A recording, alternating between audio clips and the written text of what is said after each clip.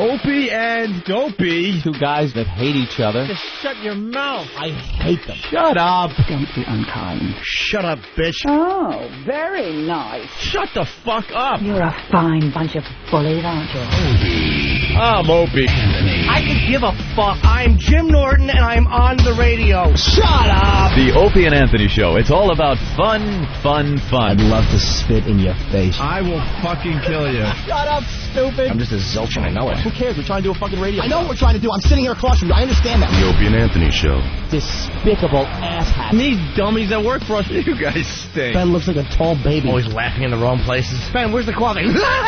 You rock. Hopefully he's going through a car wash with his mouth open. And there's Steve. Steve is a piece of garbage. And you stink. You are cordially invited to a robbery rape. This is family entertainment. This show is a disaster. The Opie and Anthony Show. If you have any poo, fling it now. But enough of this palaver.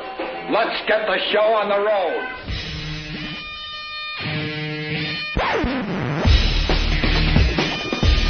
I don't care. I don't care. I honestly don't care. I hate this place. Nothing works here. The medications don't work. I've been here for 7 years. Nothing works here. I hate this place. Nothing works here. The medications don't work. I hate this place. Nothing works here. The medications don't work. Look at my knees. I'm hurt. The Randall taught me how to start kicking the people in the balls and everything. You know, it was so I couldn't breathe. Oh, nice body rock. What's that supposed to be? Some kind of sick joke? Oh, and a body rock! Get to it. Oh, dear. Oh, dear. Shut up. You will be... Fuck out. You will be molested. Hello, exactly. You blundering bag of poop.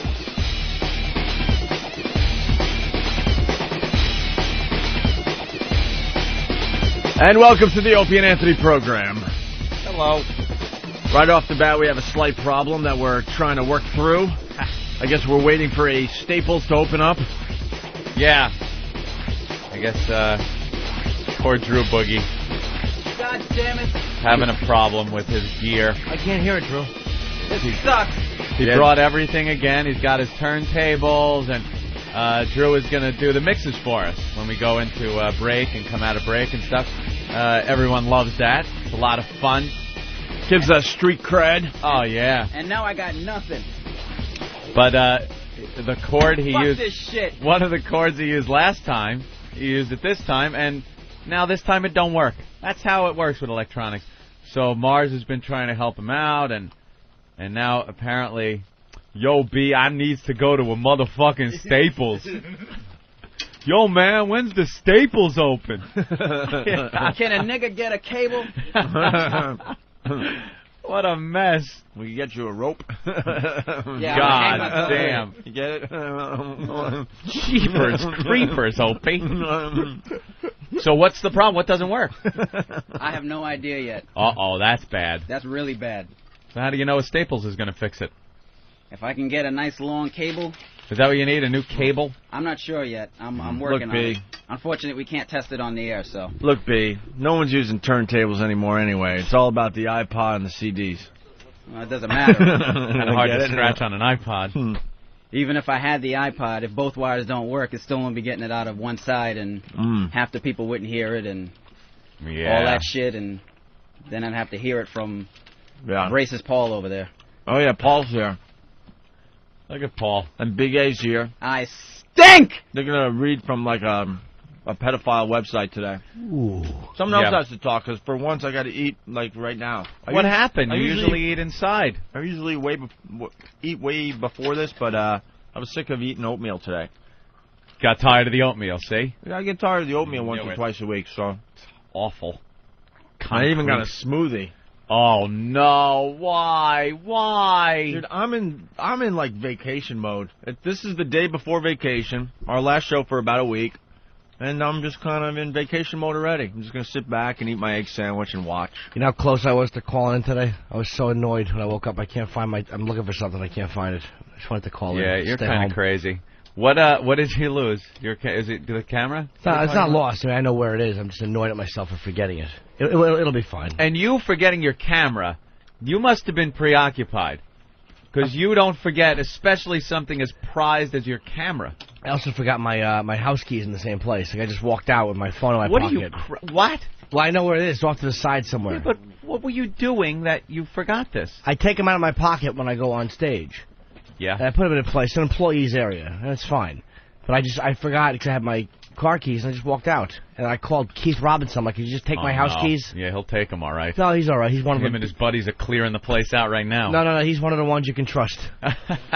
Comedians, I mean. Of course. And I found my first person who was actually turned on by perverted justice. And oh, no. It was a girl. A chick? Uh-huh. Perverted Justice, the website.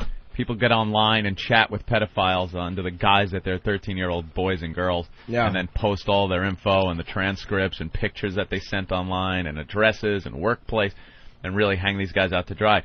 But reading it, yes, they are kind of sexy, but you found a girl that digs this. I know her, yeah. She's a total pervert. I know exactly who it is. You don't even have to tell me. No, not the one you think. Really? No, I know who you're thinking of. No, the one... He's thinking of he's like my ex who probably be perverted, who probably would be perverse enough to enjoy that, but no, it's not her. She's too busy trying to get me to allow her to come on the show so she can give out some girl's name and phone number who she hates. She's just a psychopath. Okay. No, this is just a girl I know who then went on and posed as a younger girl and talked to a couple guys on the phone while she masturbated. Come on. Holy shit. You gotta record that stuff. She's the greatest. You should definitely record that stuff. What's the guy gonna sue? We play it on the air? Yeah, I'm gonna sue. I'm the one talking to this 10-year-old. Wow.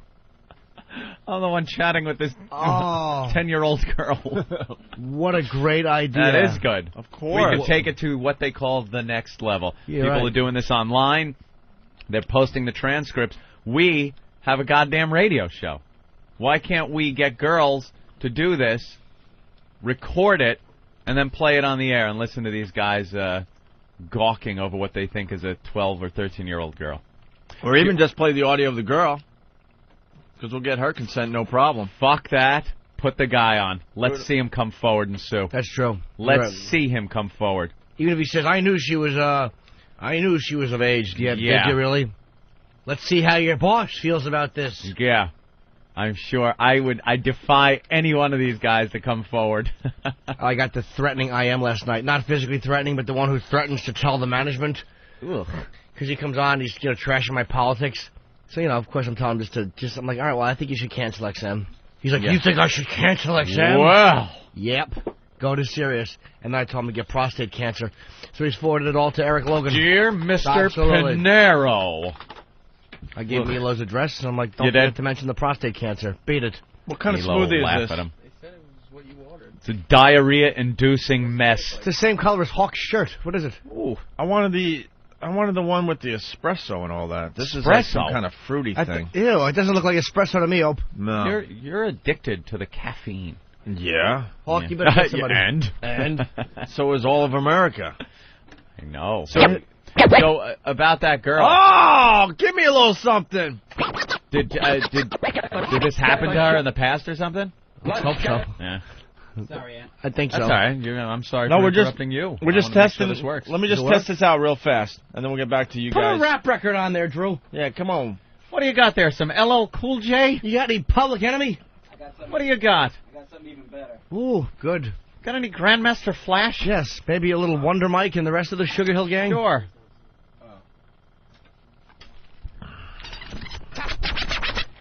Time for some action. Come on.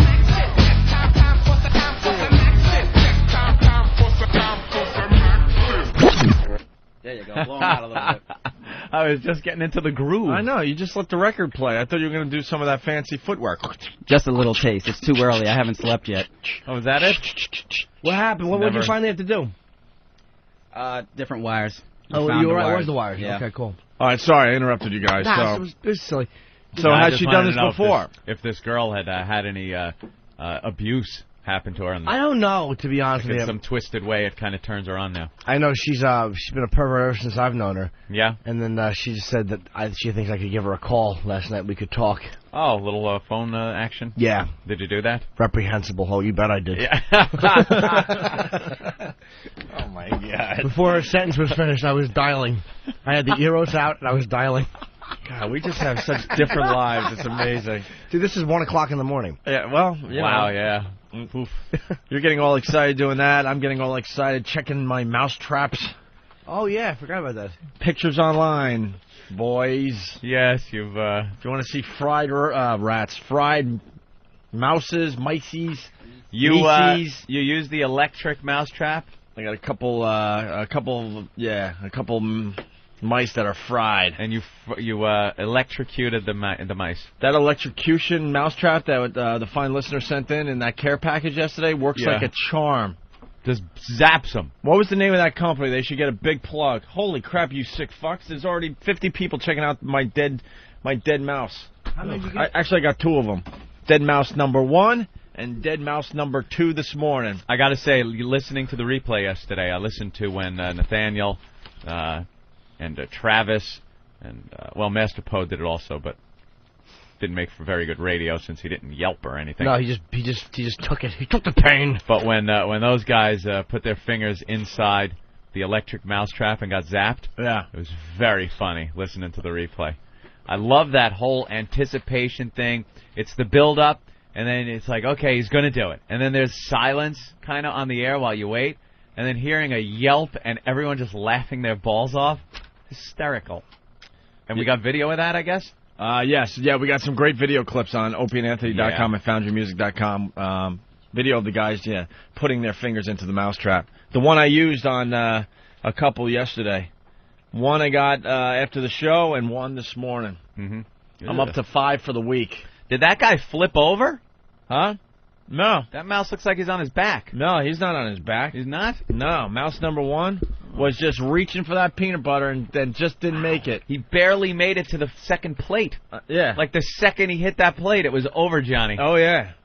This is so disgusting. I understand that. I'm not happy about this. I'm going to fry a few more before I go on vacation, and then when I get back, fry. There's a faithful listener that's going to come over and take care of the problem the right way.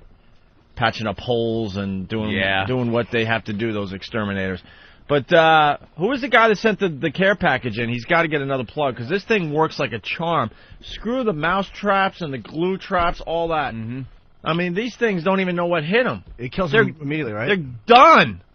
And I saw one go in. Yeah. That was the one that I caught after the show, after Jimmy and I had a little breakfast/lunch after the show, went home. Brunch. And I was going out the door to get my hair cut, and I forgot something in the kitchen, right? Which is separate from the rest of the apartment. That's key. That room is pretty much closed off from the rest of the apartment. That's why I'm not that concerned about this. I will take care of the problem, but I'm not that concerned. I don't feel like they're running all over the apartment. They're climbing up on the counter looking for food and then going back down. Anyway, I go into the kitchen because I left my BlackBerry, I guess it was, and I saw one. I'm like, holy crap. And he was heading for the trap. I'm like, damn it. So in the time, I left the kitchen, and the time it took for me to do a couple other things, maybe a couple minutes, and go out the door. As I was going out the door, I hear makes a sound when they get zapped. Yeah, and then I go back in there, and I see his tail moving for like literally a second, and then he is stone cold. Wow, stone cold, just zapped. It's the fine folks at Woodstream. They were the ones that sent in the care package. Go to woodstream.com. Was it woodstream.com, man? I believe that's what the guy said. Woodstream.com should get a huge plug. That is kind of a twisted thing. But there thing. is a website on here called victorpest.com. I hope that doesn't mess them up. I think that's Victor's mouse. That's the brand of the mousetrap. Oh, okay, but Woodstream was the company that that sent the care package in. This electronic mousetrap works like a charm. Could you imagine if there's a restaurant somewhere, then you see it and you go to walk into it, and the second you step on the welcome mat, you just get electrocuted? That's pretty much what's happening to these mice. It's like, oh, I smell peanut butter. Oh, it's in there. Right. That's it. I'm going to have a nice little meal before I just get zapped. They don't even make it to the peanut butter. No, they don't even get a little taste. You smear the peanut butter on the back wall. There's 2 plates. Obviously, the mouse has to hit both plates, and then it gets fried, right? And as you could see, he's barely on the second plate, and he's done. The second plate. I didn't move the mouse around at all. That's how he died. And that's where he dropped. And then you open up the top. You never touch the thing, and you tip it over into a garbage pail. Easy cleanup. Dump him out. So ready for the next guy. And then he's got the Green Mile right in his house. Nah, it's kind of... I got to tell you, I got 2 with the glue traps early this week. That was deeply disturbing. I'm not going to lie to you. They're kind of just struggling to get out. And gnawing at their legs. And it's disgusting. Yeah. You know, I'm not a big animal rights guy, trust me. But that's just disgusting. This way, at least, it looks like they go really fast. That's what it seems to be. Really fast. So the pictures are up on opieandanthony.com. Jesus, you guys are sick out there. The hits on these pictures are going way up.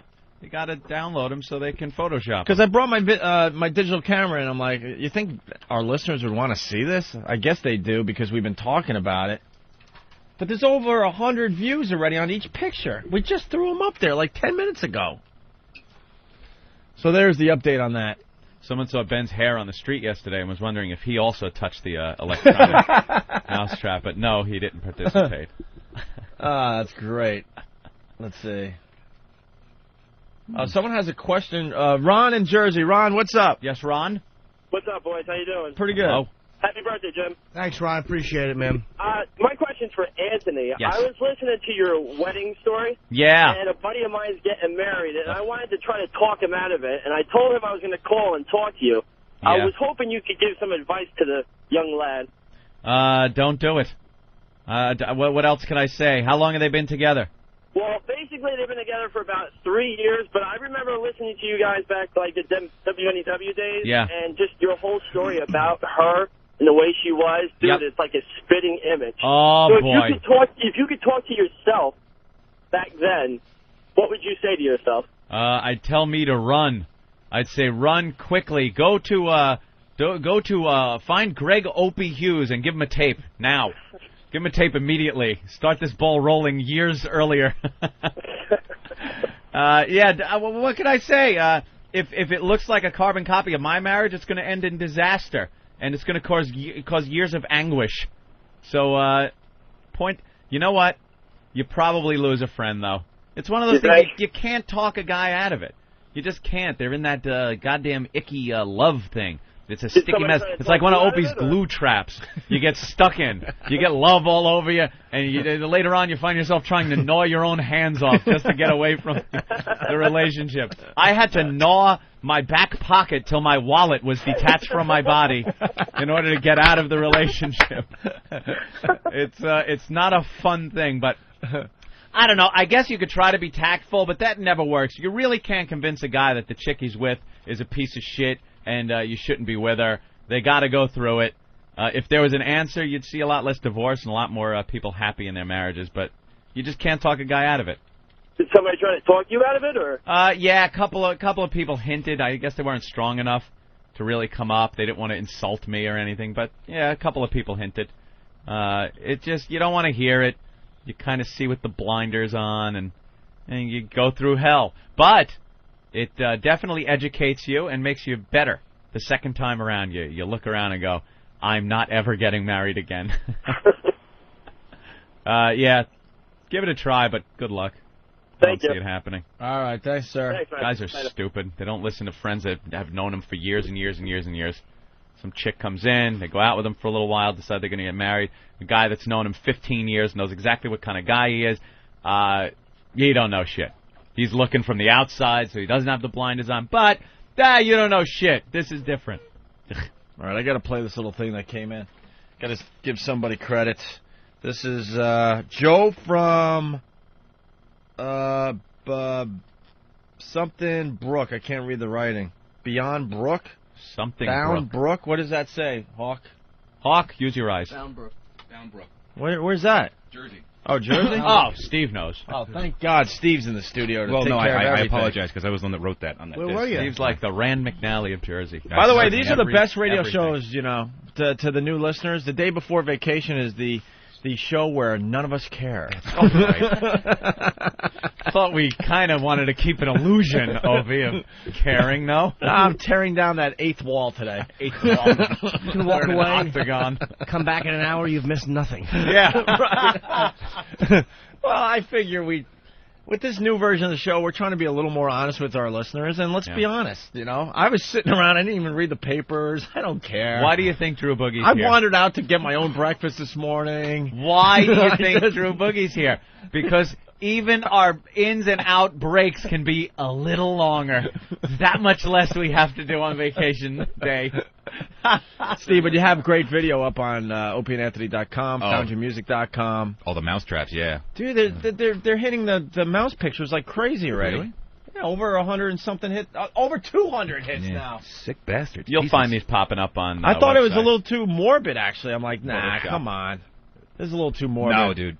Some of the most popular sites are the ones like that Jimmy and Ben likes, those ogreish sites. They get insane amounts of traffic because people have this morbid fascination with dead things. You know what? I'm going to just start carrying my digital camera around with me all the time, and I'm just going to start giving you pictures on a weekly basis. Okay, let's let Jimmy take them with his... that's right. Boy. He doesn't have and it. Jimmy took the picture of pictures yesterday on the way home. Which one? Remember the guy walking down 57th Street? Oh, with the advertising We'll cardboard on him. Yeah. What are they called, Anthony, when they walk around? A sandwich board. A sandwich board? Yeah. A sandwich board. And Jimmy went running to make sure he got a perfect shot of this fine black gentleman. What did it say? It was some advertisement for a store, but it said something auction, something. Oh, Jesus. It was big, just very inappropriate. Huge letters. That's the only word you noticed. That could be photoshopped into something very funny. Well, it was just kind of odd. Like, I got him from the back. I wanted to go, why would you wear that? Do you not? Well, yeah, what are you thinking? Supplementing his income from working at IBM, I'm sure. Right. What do you think? He's got to eat. At least he's trying. Steve, what other videos you got up? Why do you say that people go to ogreish like you're not one of them? He's like, and all these people have this morbid fascination. No. I'm not. Believe me, I like those guys from ogreish, and a lot of them are fans of this show, and they have a huge international following. I'm not, isolating you're myself acting from like that. you're not like a morbid creep. I absolutely am a morbid creep, and I will wholeheartedly admit As a matter of fact, you're the only guy I know who jerks off at ogreish. Not for a while, but every once in a while you have to, like the dead peck. All right, give us an update. What's up on the websites Eric, for everyone's viewing pleasure? Jimmy's gonna see Bobby De Niro and Alan Alda making out in front of a UFO when he walks home. That's what's gonna happen. No camera ads. They'll be making out in front of Ben's hog, an unusually fat object. We have the. Oh, do we want to mention this yet? What?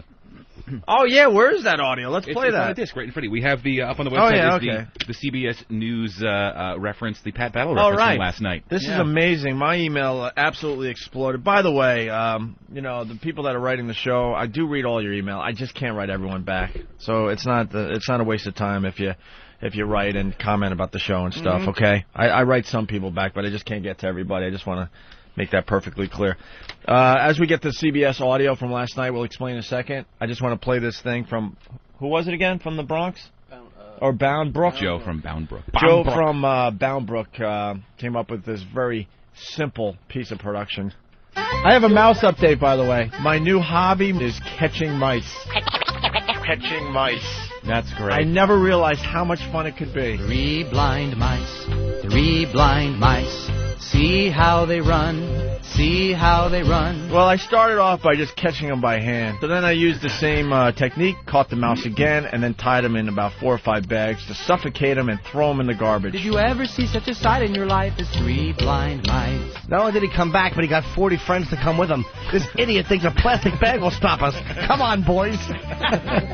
3 blind mice, 3 blind mice. See how they run, see how they run. I had a mousetrap that I had a real tough time setting. I broke 3 fingers because I kept setting it off. Did you ever see such a sight in your life? And then I decided I needed to put granola on the mousetrap, and that went flying all over the apartment. The great white hunter. 3 blind mice. So I got the glue traps. I'm trying to set this thing, and I get stuck to it. I'm ripping hair out. I want you to clean out your ears so you can hear the mice laughing at you.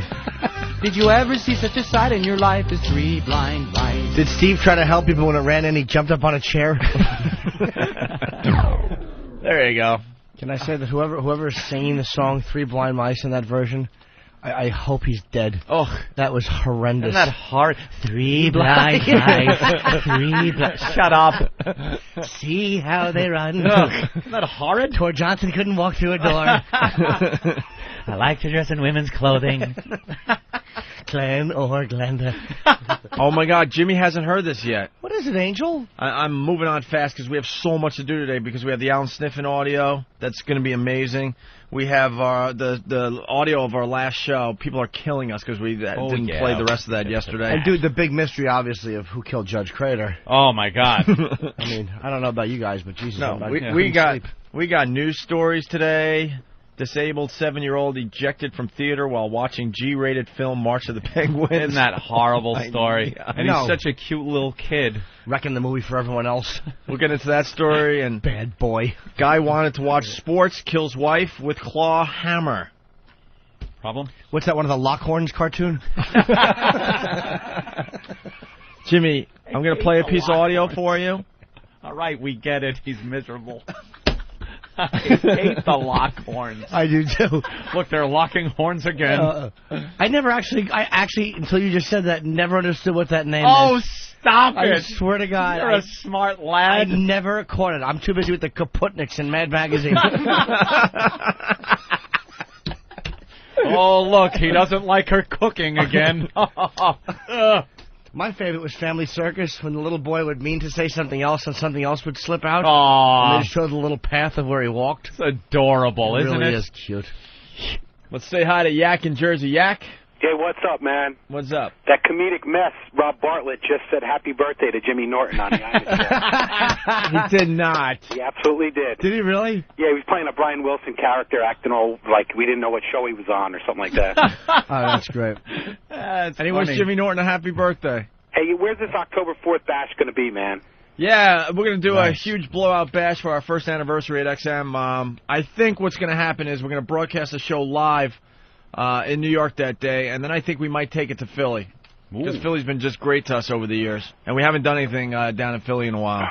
So it's going to be like a 2-prong attack. We're going to have a huge live broadcast with tribute bands and all that stuff, I think. Mm-hmm. And then we're going to go and do like a real road show with comedians and stuff in Philly. We're working out the details as we speak. Hopefully we'll have more info on that when we get back from break. Yeah, I know those Sabracadabra guys are down for that big time. Oh, I've nice. seen them in a yard party, and they really want to play this gig. See, we want Anthony's brother's U2 tribute band to like host the thing, but unfortunately they're booked up until like 2011. Yeah, they're doing the 30th anniversary of this new show. Yeah, these Sabra guys, they also do a Zeppelin tribute, too. They do a very good job. Well, we might have to look at them then, because Joe's booked all over the world, basically, so, I mean, he can't help out the show anymore. How ridiculous is it? Your brother has gotten too big to help out the show. I know, bastard. Matter of fact, he better find some time. Like I said, you can tell this is the day before break. We're going to be all over the ball field. This is a commercial that is running in Canada. Canada? In Canada. Canada. And Tragically Hip, that's what you're about to hear in this commercial. They are absolutely huge in Canada. Yeah. They never were able to make it in the United States. Right? They're a band that sells out like stadiums in all over Canada. It's one of these things. They're just huge in one country. They come down to the States, and they're lucky if they could play like a room that fits 300 people. All right? So that's the band they're talking about here in this spot. But then you get to hear Brother Joe's U2 band. Thursday night, September 15th, the wave is going to rock the island. The Practically Hip and 2U at UPEI.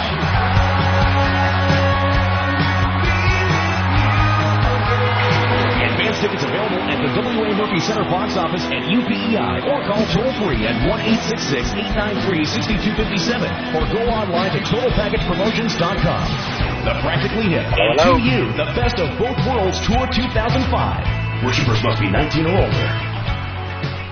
Jesus. Wow. Yak, why are you saying hello during that? I'm sorry, dude. I'm talking to my dog, Chester. You are a complete ass, Oh, my stop. friend. A complete ass. I didn't even hear him say hello. That's a great Lighten up, commercial. will you? Hello? Hello? Oh, wait, Hello? that's When I'm on hold with you guys, so what can I tell you? Hello? That was the short version. I'm punching out. Unless somebody's speaking to you, why are you speaking? That's right, Yak. I'm punching out. All right, Yak, thank you. Too late. Best You're of like luck, Hulk guys. with a Listen, Y. Don't bust my balls. You Come can't punch out. You're already in a ditch. I've been with you guys since day. Flaming ditch. So Rob Bartlett said happy birthday to Jim Norton. I'd love to hear during that. the if anyone Imus has show. a We'll try to clip get of the that. audio. Oh, that made me That very wasn't the happy. version of the commercial I want to play, by No? the way. No, because the longer version talks about not you. You three. Not, wait, what? You 2U? 2U, right. Thursday night, September 15th, the wave is going to rock the island. Folsom Canadian Rock presents the Best of Both Worlds Tour with Canada's best, the Practically Hip. And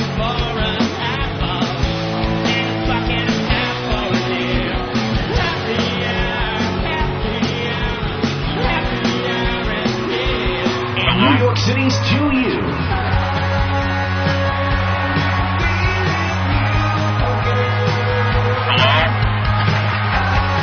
Special guests, Average Joe.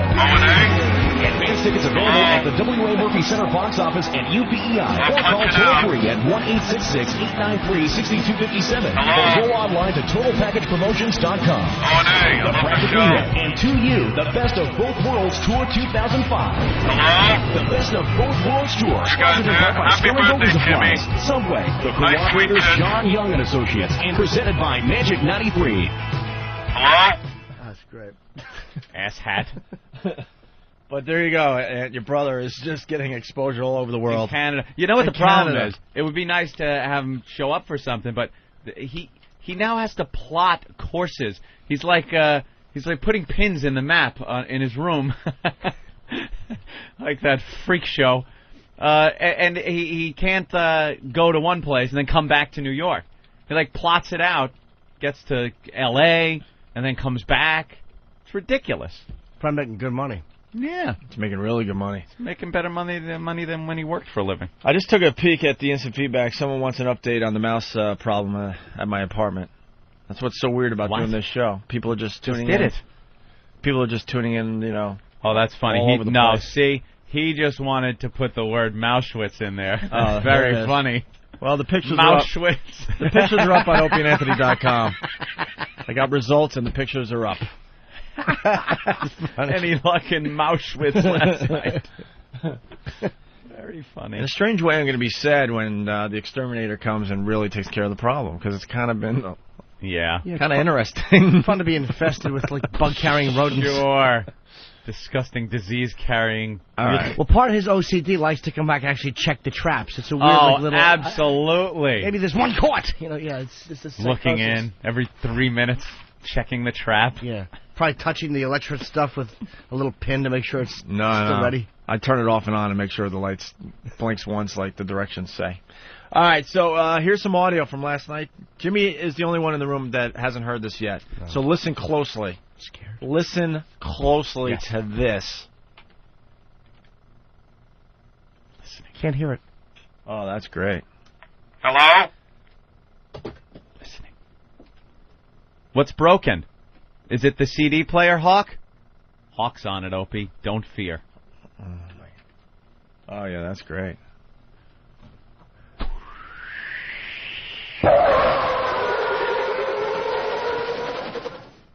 What the hell? What was what that? in the hell. That was me. Thank you. Oh, you scared the shit out of me. Can we get the real audio? That was the screeching halt sound. Man, I had a great setup on that, too. Listen to this. Everyone was like, I know. turning up their radio slightly. Yeah, everyone's listening. Steve's in here now. Don't say what it is, because I still want to surprise Jimmy with it. Yes. To surprise me. All right, here's the deal. I like surprises. We'll play the audio after the break, I promise. We're also going to play the audio of our last show on commercial radio, I promise. Mm-hmm. I know what it is, by the way. Because we're going away on break, you wanted to surprise me on my birthday. And it's actually the happy birthday theme. It is so not your birthday. Please, that gag's got to end during break because it's really annoying. All right, you know what we'll do? Drew Boogie will get us out of here. He's live in studio today, and we'll continue. We got some great stuff on the way. We really do. We also have Alan Sniffen just critiquing the radio show. In his natural voice? It's hilarious, actually. Yeah. It's really good.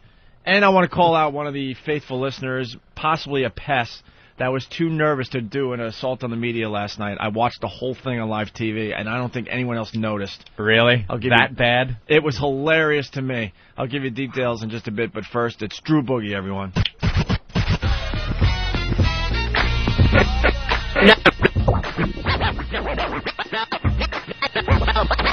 No, and battle doesn't allow it.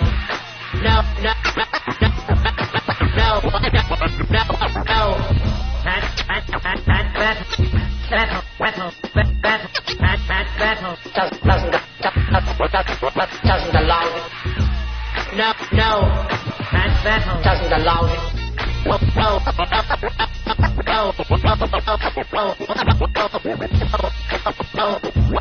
No, and battle doesn't allow it.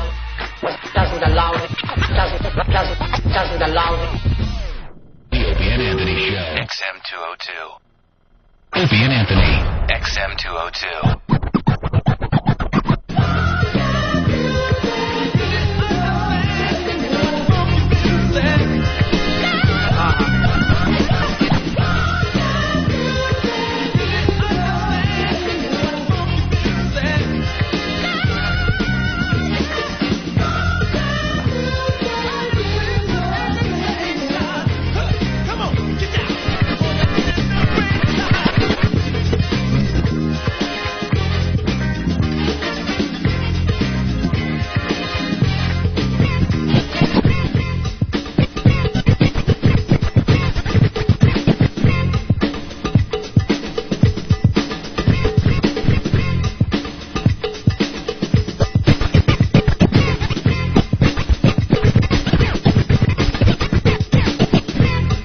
Right about now, the truckers are going, what the hell is going on today?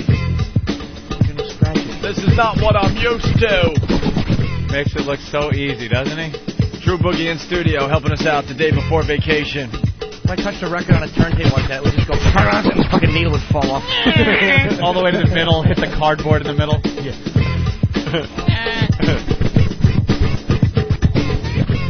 All right, I think we have that audio ready. Very good, Drew. Cool, another person pages me with no number.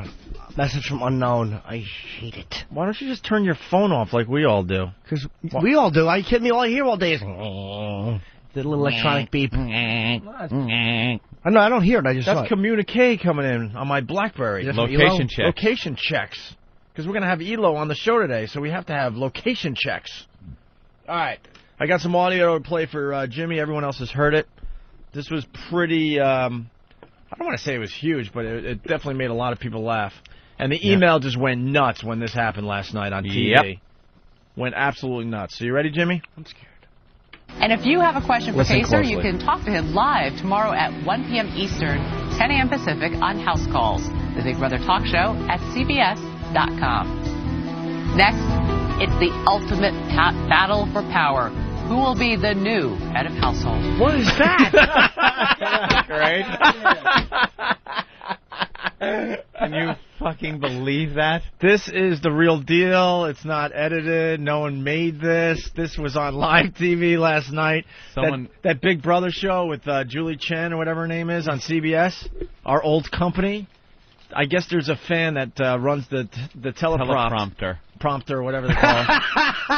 And just kind of slipped the word Pat. Threw it in there. And she went with it. Because, they're newsreaders is what it comes down to. So she was just reading along. And ultimate Pat battle. She read it. Get Steven here. I want to play it again here. Listen again. A Pat Battle reference on CBS. That's fantastic. No one's going to know except us and fans of the show, obviously. Yeah, it's not a great way to promote the show, but it just makes us laugh. Great inside joke on network television. Oh, yeah, here it is again.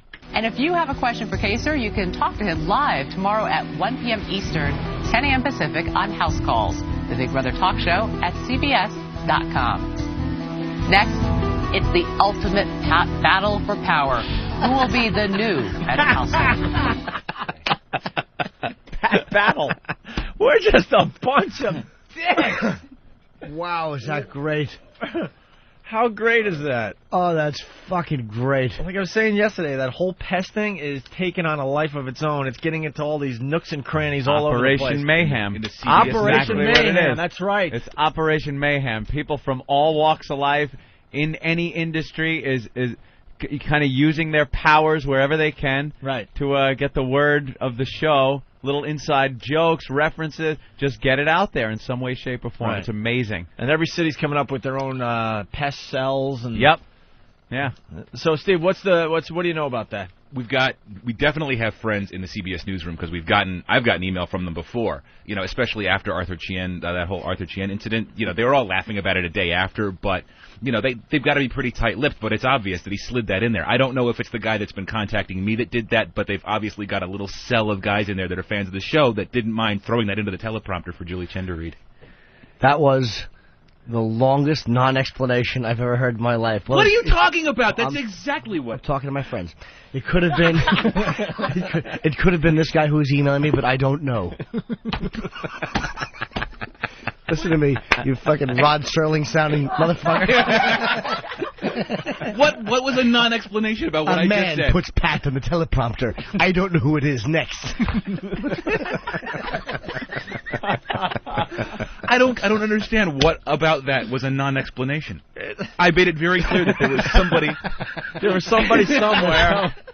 Someone email a picture. It's a bear with a stupid Steve face in the middle of it. There you go. Hang that up in your studio. Yeah. Well, thank you for informing everybody, Steve. You're welcome. It's always a pleasure. It was great. Steve would be a good politician. Yeah. Let's say hi to The drug problem is one we have to solve. I don't have an explanation for that, but somebody will. Perhaps my opponent. I explained it beautifully. I don't understand what the fucking gripe is.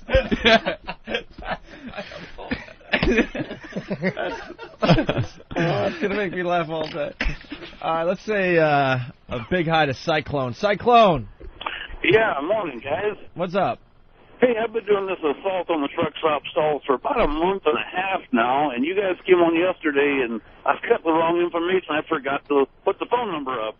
Oh, so I've had to start going back to the ones I've already did and putting the phone number up.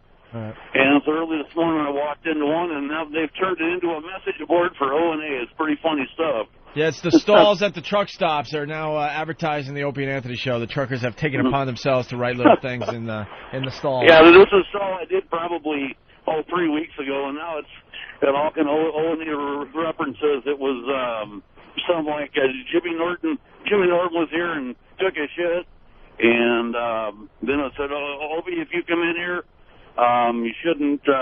Never mind. Punch now, guys. Hey, at least the guy knew. See? That is how you punch out of a call.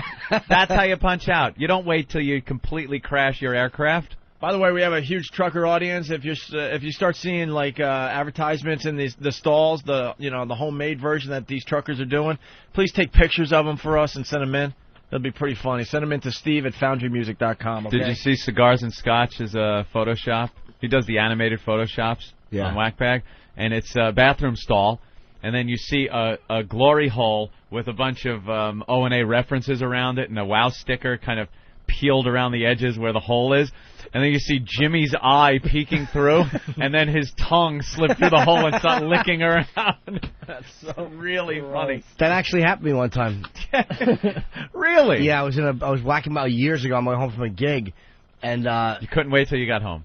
No, I like the booth occasionally because you just get to go watch all these different pornos, and I hear like it was really dark. It was one of these awful places on 130, which I think is closed, and I see a black finger crook at me through the hole, and doing the come here move. You could hardly see because it was so dark. And I looked down, and I just see this tongue come through. It was the worst thing I've ever seen. And I just I think I walked out and shove it in. Yeah, ran right into his booth. I left. You should have gave him communion. You know he was just waiting for you to get close so he could bite off your testicle. Right.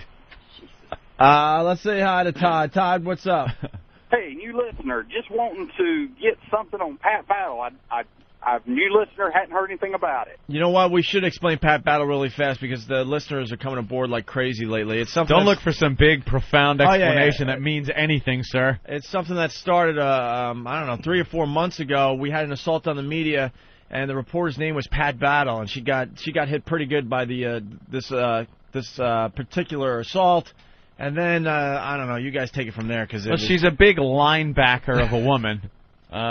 She looks like a football player with a wig on. And her name, Pat Battle, is just a great name.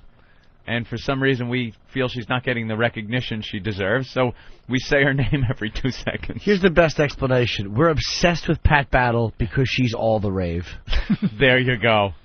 Yeah, that's all it is, Pat really. Battle. She's a reporter in Jersey. And they never really use her. Right. I hear tell from an inside source, by the way, that Arthur Chien is not going to be doing any live shots. They will do all pre-taped stuff that they will then bring back to the studio and present it as if it is a live break. By the way, you know why Pat Battle has not been used lately? Because what happens is they've gotten sued a couple times because no matter where she goes, she clogs the porta-johns. She takes these huge dumps, and the shots have to wait. And then she runs out and she kicks over the porta-john and laughs with the camera crew. Yeah, so to the new listeners, you don't have to understand that one. It was one of those weird things that just took on a life of its own. And the bit kind of died until last night. Yeah. But making it to network TV with a Pat Battle reference is great. Absolutely great. Made a lot of... Is there a video of that? Made a lot of the faithful listeners very happy. Is there a video of that up? Oh, I'm sure. Hawk? I'm sure Steve will have it up on foundrymusic.com or yeah, opieandanthony.com. Gear Jammer, what's up? Hey, what's up, boys? How are you, bro? Doing good. Hey, I just left my mark tagged up a couple of bathrooms yesterday. Yeah, I put Fuck Stern, check out ONA XM channel 202, 2 Wow, 1 Wow, 7 a.m. East, 4 a.m. Pacific. Spread the virus. Volumes. Little notes in the stalls, Anthony. Very good. That's Project what we need. Mayhem. All right, check it out, boys. In the bathroom. All right. Well, that is one of my favorite movies, so why not? We need those Buddy Booth stickers made. Boston Strangler. Hey, good morning, boys. Hey, Happy buddy. birthday, Jimmy. Oh, thank you, buddy. I appreciate it. Hey, I'm just calling in to give you guys a little update on our Russ Martin project. It appears that we have one radio station that looks like they're going to buy our advertising. Yeah, now the pests are buying commercials.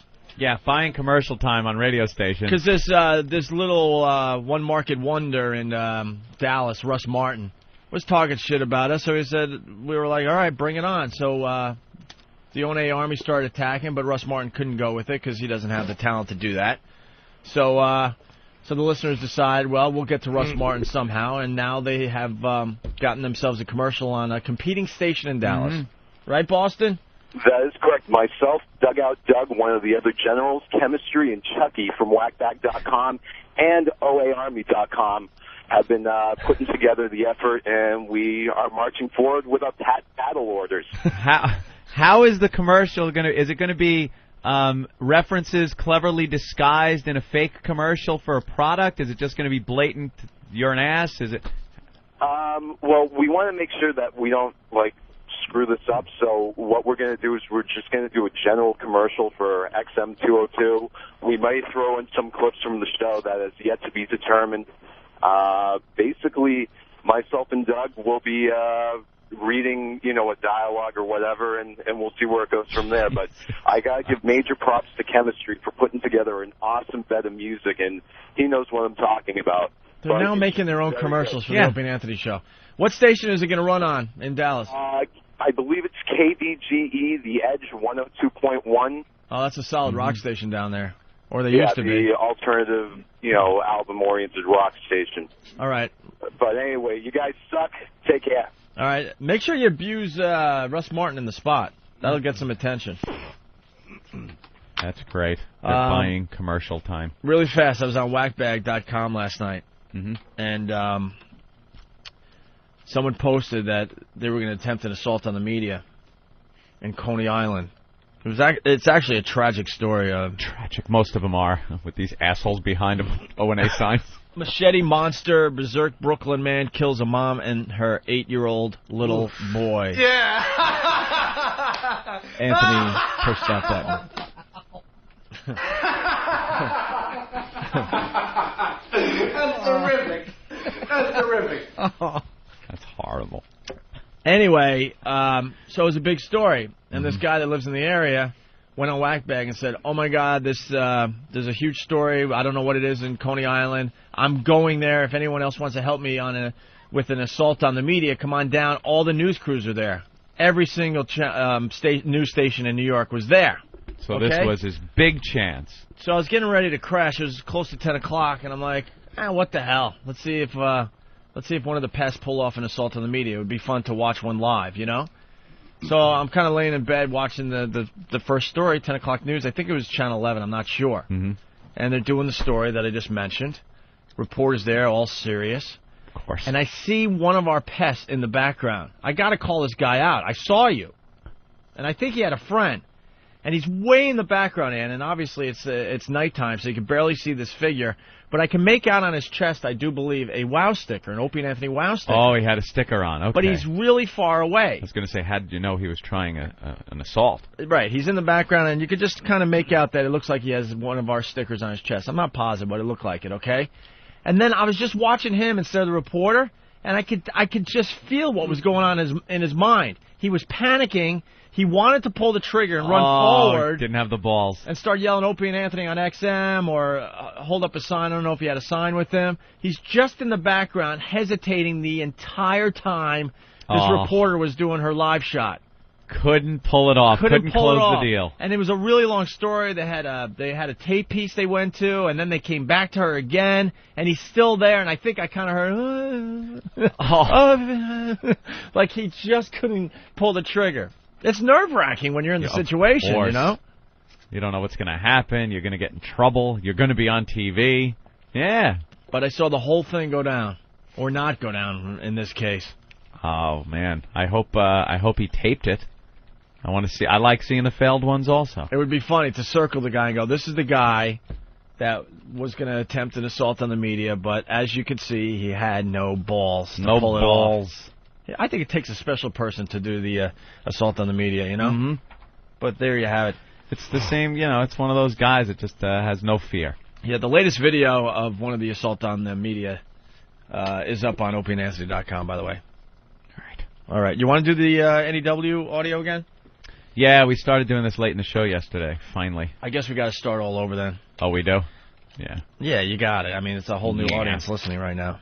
You want to explain us? I got to cue this up, Ant. So. It was right after we did our Sex for Sam, Sex at St. Pat's. Well, we started the week with that on Monday. It was the third anniversary of us blowing up our radio careers on commercial radio. Mm-hmm. And we got the boot, as everyone knows, a couple of years back. And we actually didn't get fired that day. They let us on the air the very next day with instructions, strict instructions, not to talk about what happened the day before at all. So we got on, and it was very uncomfortable. Very hard to do a radio show when the biggest story in the news that day and in our lives was the fact that we were in trouble. Would we get fired? We didn't know. We were on the air hoping we wouldn't get fired, kind of knowing we were going to get fired, but it just made for a very difficult show that day. And we had news crews outside the station that we had to sneak past. I mean, they were all trying to get upstairs to get our comments. We had TVs on in the studio, and we're just looking at our faces on all the major channels, CNN, Fox News, you name it, they had a story on us. And it wasn't just a quick mention. They had long discussions and debates about it, you know? Yeah, and obviously we finally got fired. And we're sitting there trying to do our last, it would be our last show on commercial radio. Yep. And we're trying to do this show without mentioning one of the biggest radio stories to ever happen. Which, as you'll see, is impossible to do. I'm somebody sick. Time to be fed. What the hell were you thinking?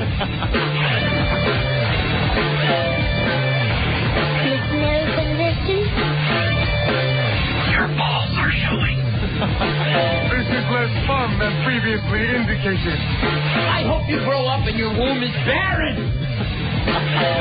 Hey, what's going on here? Brother. We could just do this all day. Yeah, that's one thing we can do. We could do a show using sound bites to get our points across. You get nothing. You lose. Good day, sir. Liar!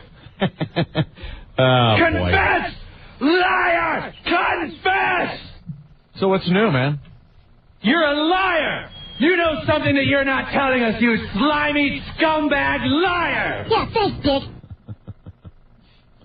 Sweet, merciful crap! Liar! Tell us what you know, you goddamn liar! How you doing? Hey, what's up, Anthony? Oh, crap. I don't know what the hell I'm going to do today. I have no idea. Been in too many meetings. This calls for the old Billy Barone. Yeah. Oh. Billy. Oh, Billy. This is a biggie.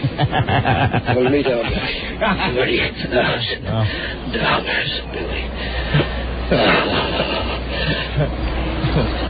Whoa, calm down, Ho. Hey, yes. Yeah, well, we I swear to God, I'll pistol whip the next guy that says shenanigans.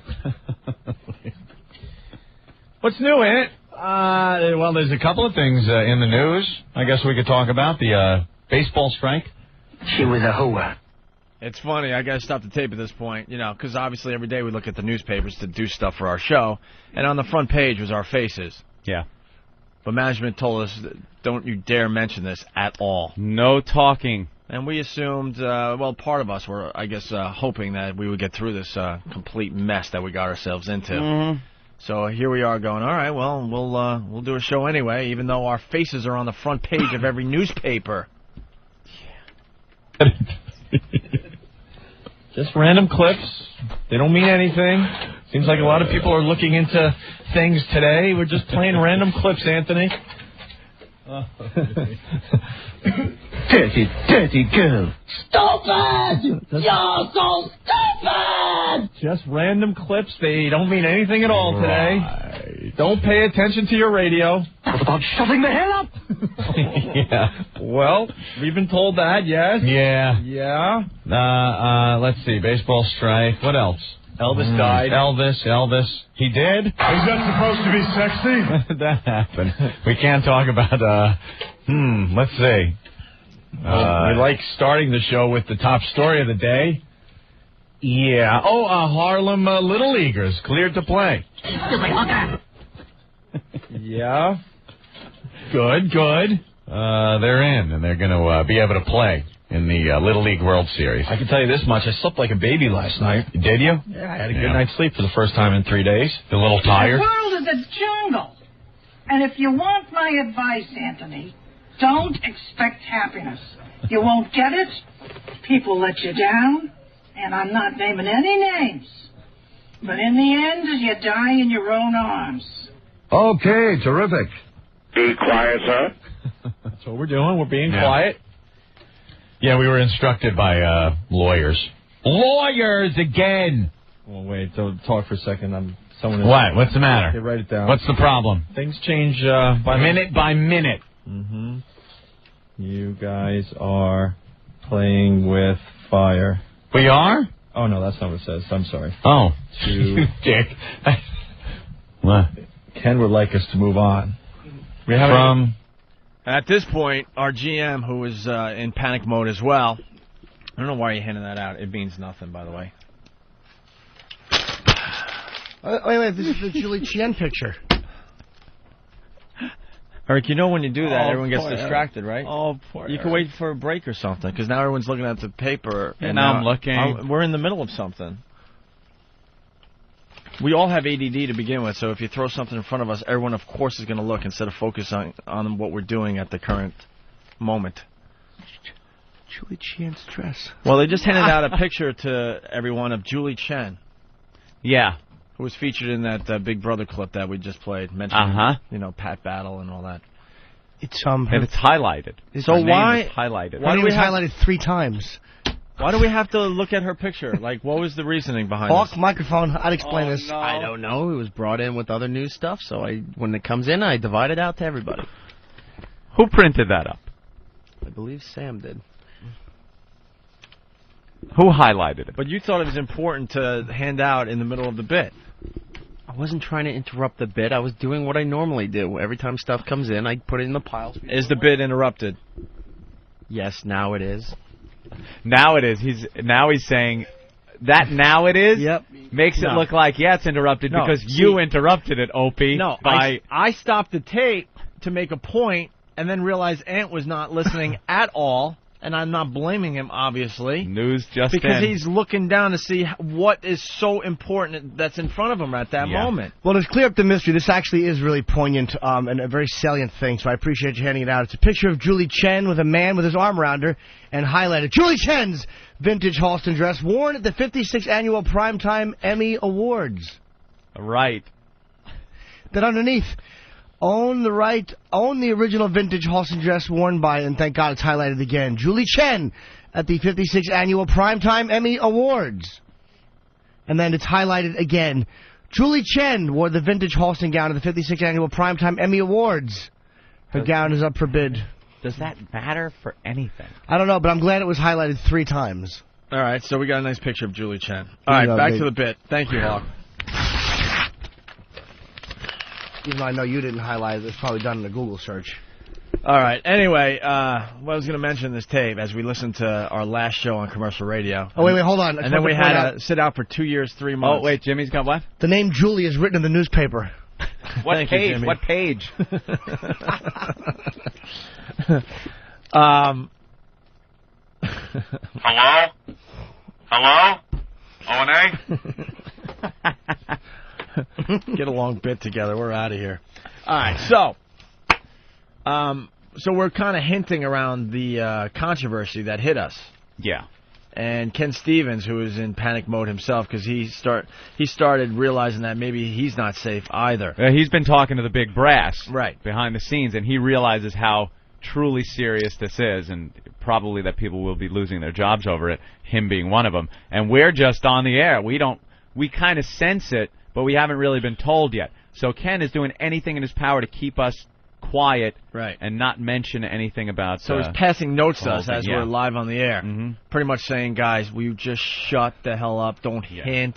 Don't acknowledge this. I'm doing everything I can to save you guys. Right. But I think Anthony and I deep down knew we were done. We'd been through it before in Boston. We kind of knew the chain of events that happened, and everything was falling exactly into place for us to be fired. Right, so that's what you heard. The notes were starting to be passed to us. And you said the next week, I'll never forget, we were in the studio, in the office next week, hanging out, we didn't know what was going on, and you were like, man, this is really like the way it was in Boston. And that was I didn't realize things were, I don't think, cooked yet at this point. Yeah, we know how it works behind the scenes. They put all their ducks in order first, and then they just come up and tell you you're gone. Right. So if you're still employed by them for a week or so, let's say, it doesn't mean you're safe at all. It just means they've been gearing up to get rid of you. Yeah, they got to do their internal investigation and stuff. Yeah.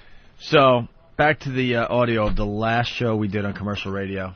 The last radio show we did for 2 years and 3 months. 27 months off the air after this last broadcast. We haven't touched on anything. I was just talking about the baseball strike coming up August 30th. What a shame. The Yankees are doing so well. Move on to what? Well, maybe we could take suggestions from the audience. Oh, that'll work. Oh, yeah, look at that. Got to stop again. Obviously, you know, a very interactive show with our listeners. Every single phone call, of course, was what do you guys got to say? You know, what's going on, or everything. Yeah. So now they shouldn't even thrown us on the air that day because now they don't want us to talk about the biggest radio story to hit in a really long time. We're on the front page of most of the newspapers, and the phones have exploded, all wanting to talk about the Sex for Sam thing. And we can't take any calls. Can you imagine trying to do a radio show under those circumstances? Yes, I can. Look at this call. I don't even see one call we could really put on the air. No, we can't go to anything. I know what I can say. We had our event yesterday. We had our little event, our contest, and during the course of that contest, some of the contestants were arrested. That's just a fact. And we can't talk about it because things are still up in the air. So the lawyers have instructed us. Let's put it this way, the couple's still arrested. Yeah, and the couple is still in jail, and since there's still legalities going on, we can't talk about anything. We're being gagged by the lawyers with their legal mumbo-jumbo. Hey, we just made CNN. Great. Hey, Channel 5 in Chicago. Oh, really? Oh, I could do it this way. Jersey Bob? People are asking me questions on instant feedback. Ken is really freaking out. We're not saying anything. Is he? We're not. We're not saying anything. We've been put in a very awkward position. Yeah, where we cannot even discuss in the slightest. And for the first time, I will say I understand with what they want us to do. Oh, because they're going crazy. But it just puts us in a very awkward situation because we're here to do a radio show. And we can talk about the biggest thing that's happening with this radio show. Right. So we can't even discuss it. Not even in the slightest. Good. I asked about. Okay, that's good. I asked about certain peripheral issues that maybe we could be able to talk about. Some shows I was watching on TV last night at around 11 o'clock and 10 o'clock, and certain reactions that were happening around on the news. And I couldn't talk about that. They said no, pending litigation. That's what they say. That's the excuse I used. That's the old gag I used to use. Well, there's a lot. Have it in hand. I guess there's a lot that we'll be able to say eventually. Easy, Opie. What are you saying? Eventually, right? What? No? What? Who? Shut up. No? What did you say? Huh? So a huge story, and we really can't even discuss it.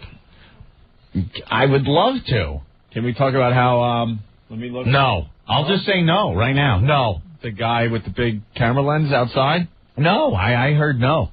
We can't even discuss anything. Ask Ken if we could talk about the paparazzi. You just did. And how they didn't recognize Ant and I as we walked right by him. And they looked at us and said, no, that's not them. That is a true story, by the way. They had so many photographers outside the station. Yeah. Just waiting for us to show up. And these idiots didn't even do their just basic research and get a picture of us.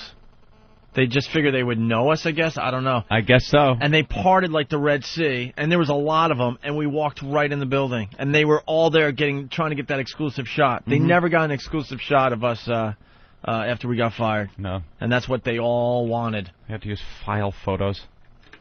Snap pictures. No, okay, so we better not talk about that.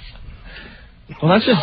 There's nothing to talk about. No? What do you think? I was reading about other things last night? I'm getting headset.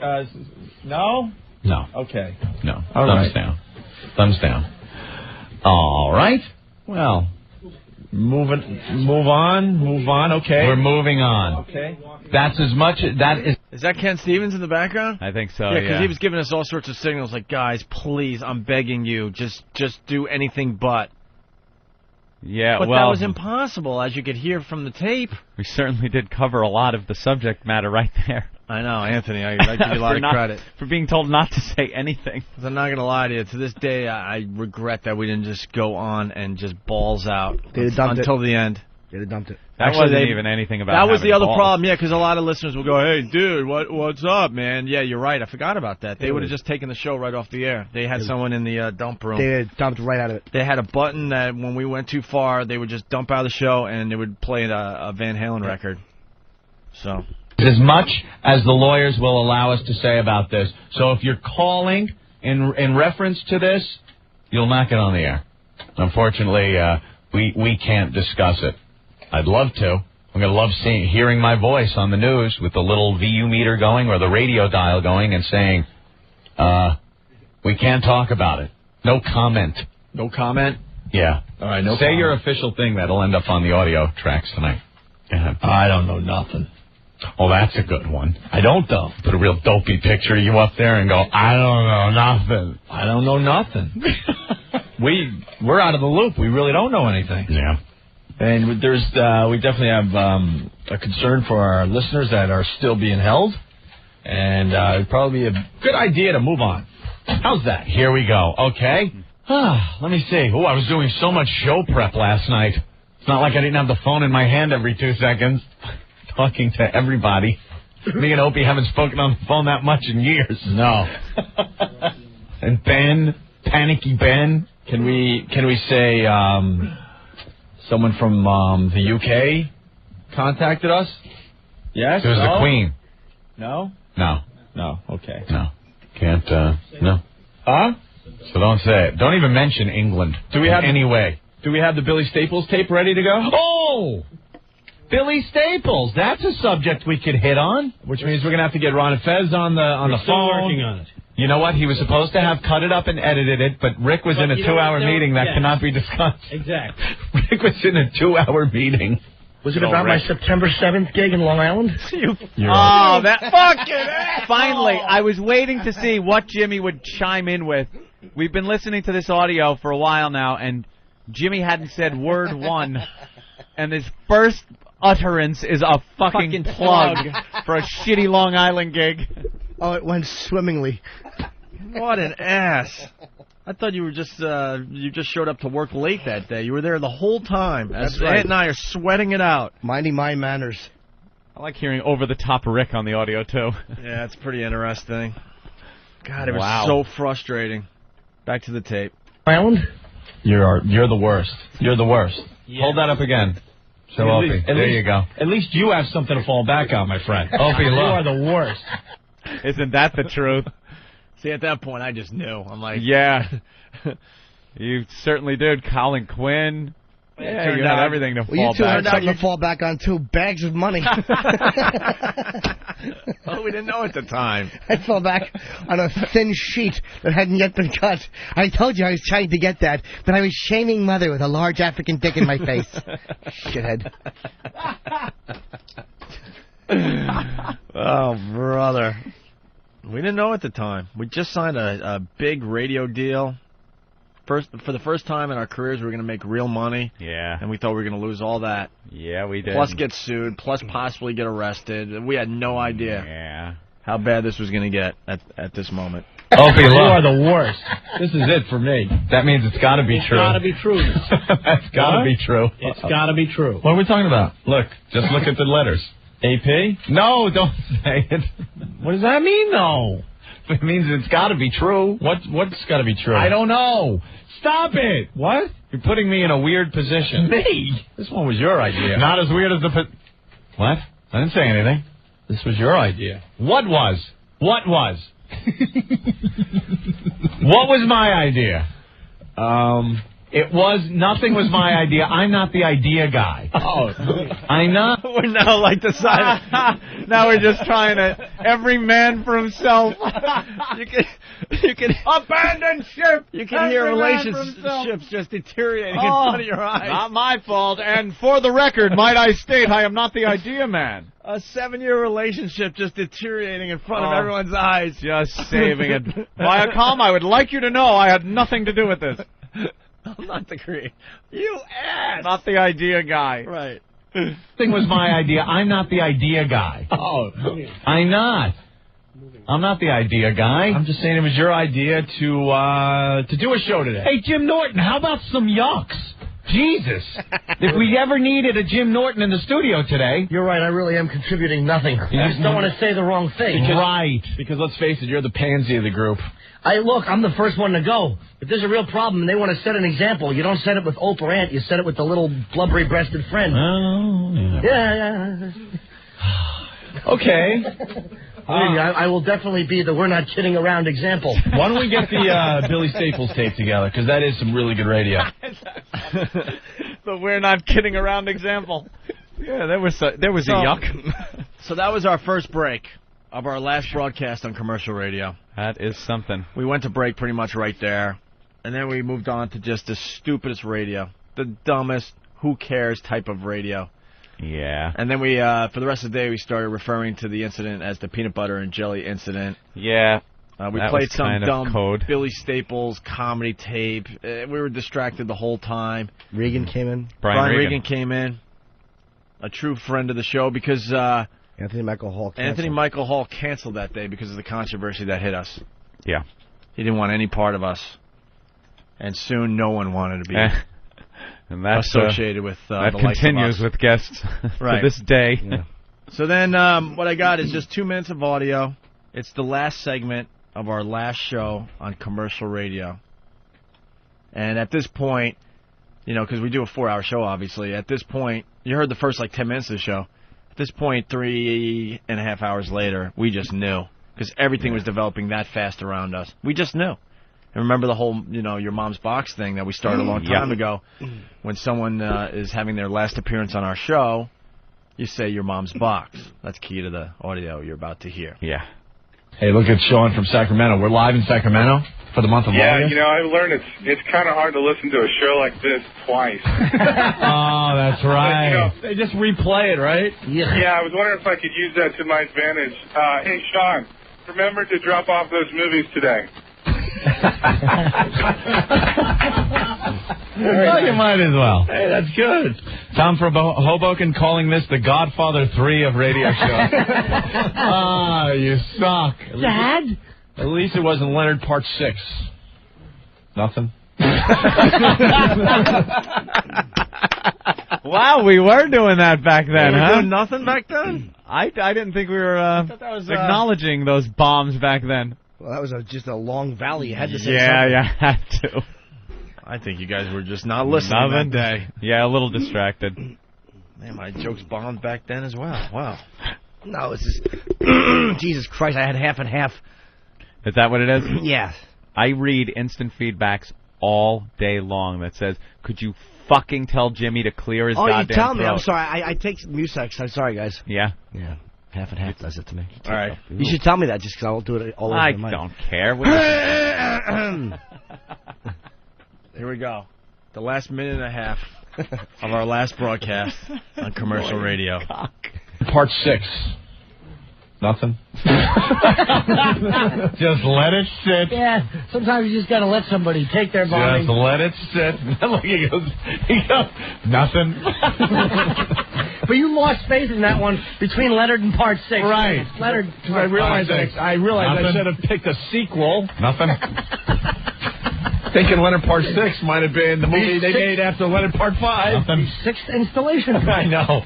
That's why I had no... I'm like, uh-oh. You didn't even wait to see... I didn't pick a sequel. You didn't wait to see if it was one of those things people had to think over and then you get the late laugh. Yeah. Leonard Part 6. Nothing? Yeah. Leonard. Nothing. No, it's only a problem with words that start with P. You're right. There's a little insight here because I remember this now. Because it's... I started looking around the studio that day. Yeah. Just to get serious for one moment, I started looking around the studio right around this time in the tape going, oh, my God, it's over.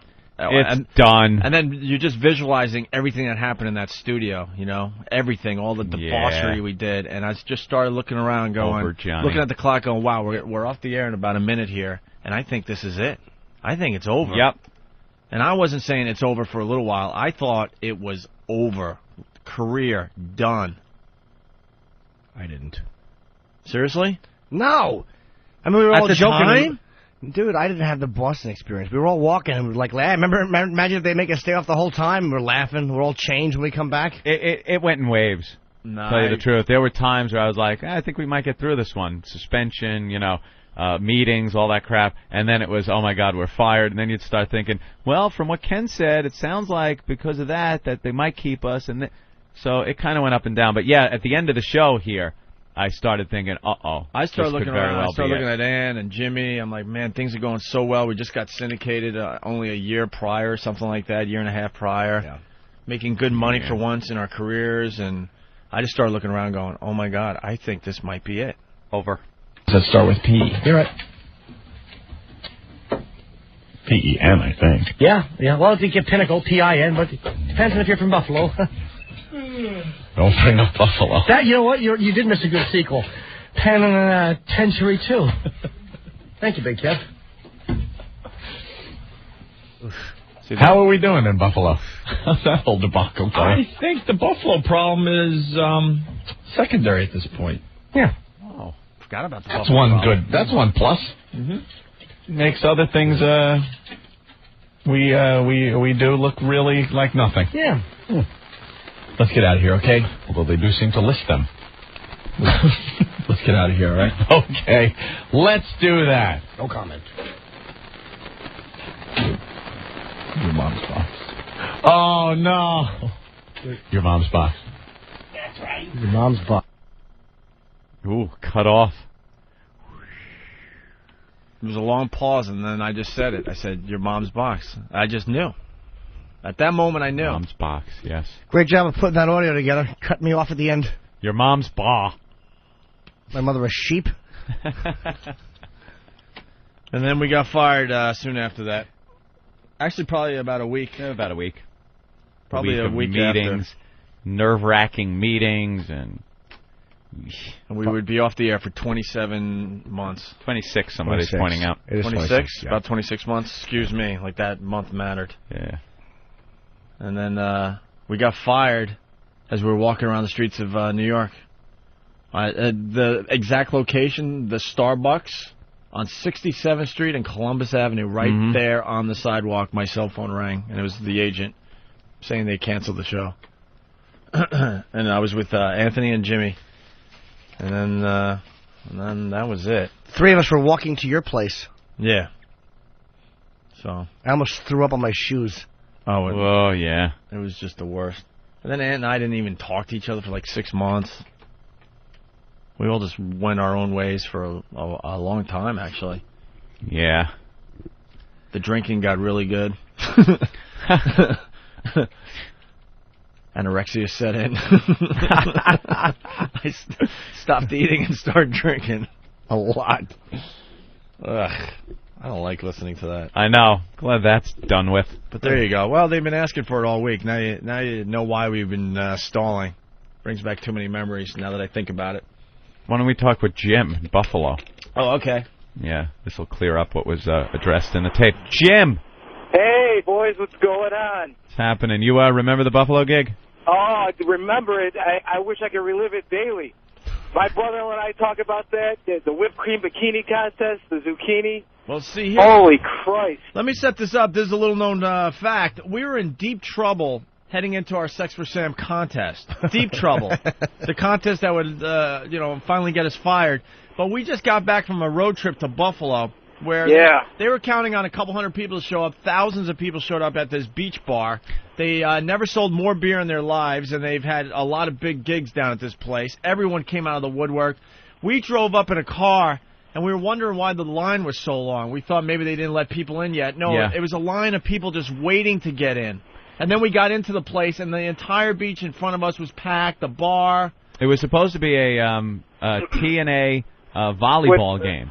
TNA with O&A. TNA with O&A, it was called, and it was a bunch of strippers from local strip clubs and stuff, and they were going to get on the beach and play some beach volleyball, and we were going to MC the whole thing, and giveaways, and our freaks were there with us. It was just going to be a cool live event with the show. Well, these strippers turned out to be the best sports ever. They ended up being completely naked on the beach, shoving vegetables into each other's assholes and vaginas. They never served a volleyball. Yeah, if that volleyball went over the net once, I'd be surprised. They were eating each other out in the sand. They were eating each other out and then you'd look down the beach maybe 5-10 yards, and there's a family because they didn't close the beach down. They didn't expect so many people that they'd have to close the beach. So it was strippers eating each other's snatch and families at the beach. Right next to each other. Horrified. Horrified. A girl took a zucchini. A zucchini up her ass. It was fantastic. Yeah. It was out of control debauchery. And the trouble we got in. And then the female listeners that were there, they all just got naked because everyone was completely smashed. We set a precedent for that, too. It was the only show ever to get a complaint sent to the FCC for a show that was never on the air. It did. People assumed we were broadcasting live. It was a Saturday. We weren't. Right? It was a Saturday. We weren't even on. It was just a live event, and people complained to the FCC. Dude, we had to be walked to the bathroom. That's the most mobbed event or the most chaotic event I think I've ever been at as far as this show's concerned. I had a guy named Tiny that was my personal security that day. He was a 7'3" white guy. Did he have a brother or something? Yeah, twins or something. Well, his brother was small. He was only like 6'10".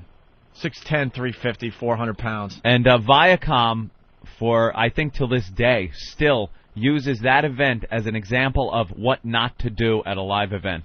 It was just the live sex acts going on the beach in front of families. And we're like, can we do this? And they're like, hey, we're not telling them what to do. Let them do what they want. Yep, that's what it was. We even questioned it. We're like, wow, this is really getting out of hand. And the Buffalo Press just had a field day with that. And I think, well, I know for a fact we flew from Philly. Yep.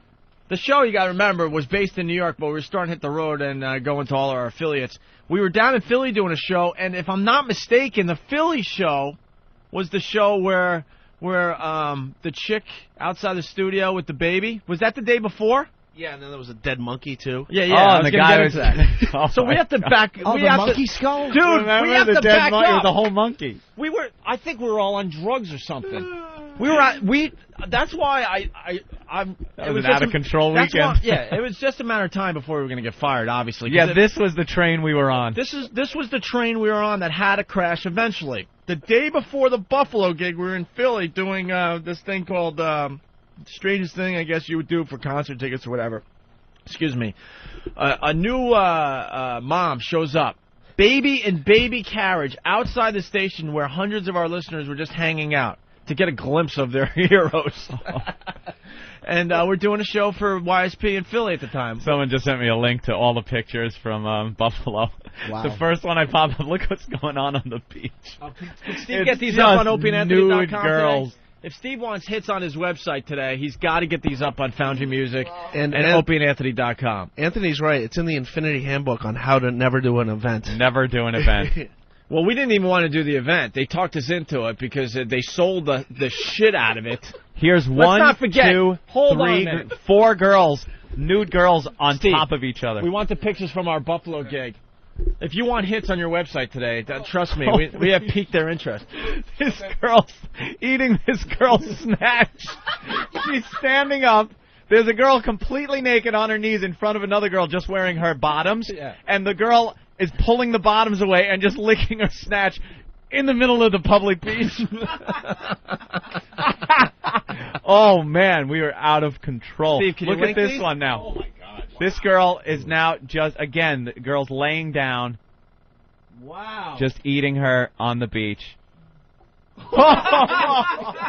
A totally nude girl, completely naked, on all fours. Another girl behind her, Look at topless. all the legs behind them, just watching all the feet. And if I remember, she had a vegetable in this hand and was ready to shove it up her ass. That's right. Public beach, people. That's Public right. beach, not closed to the public. That's right. We were on a train that had to crash. Yeah. Wowie kazowie. Get these pictures up on FoundryMusic.com immediately if you want hits, Steve.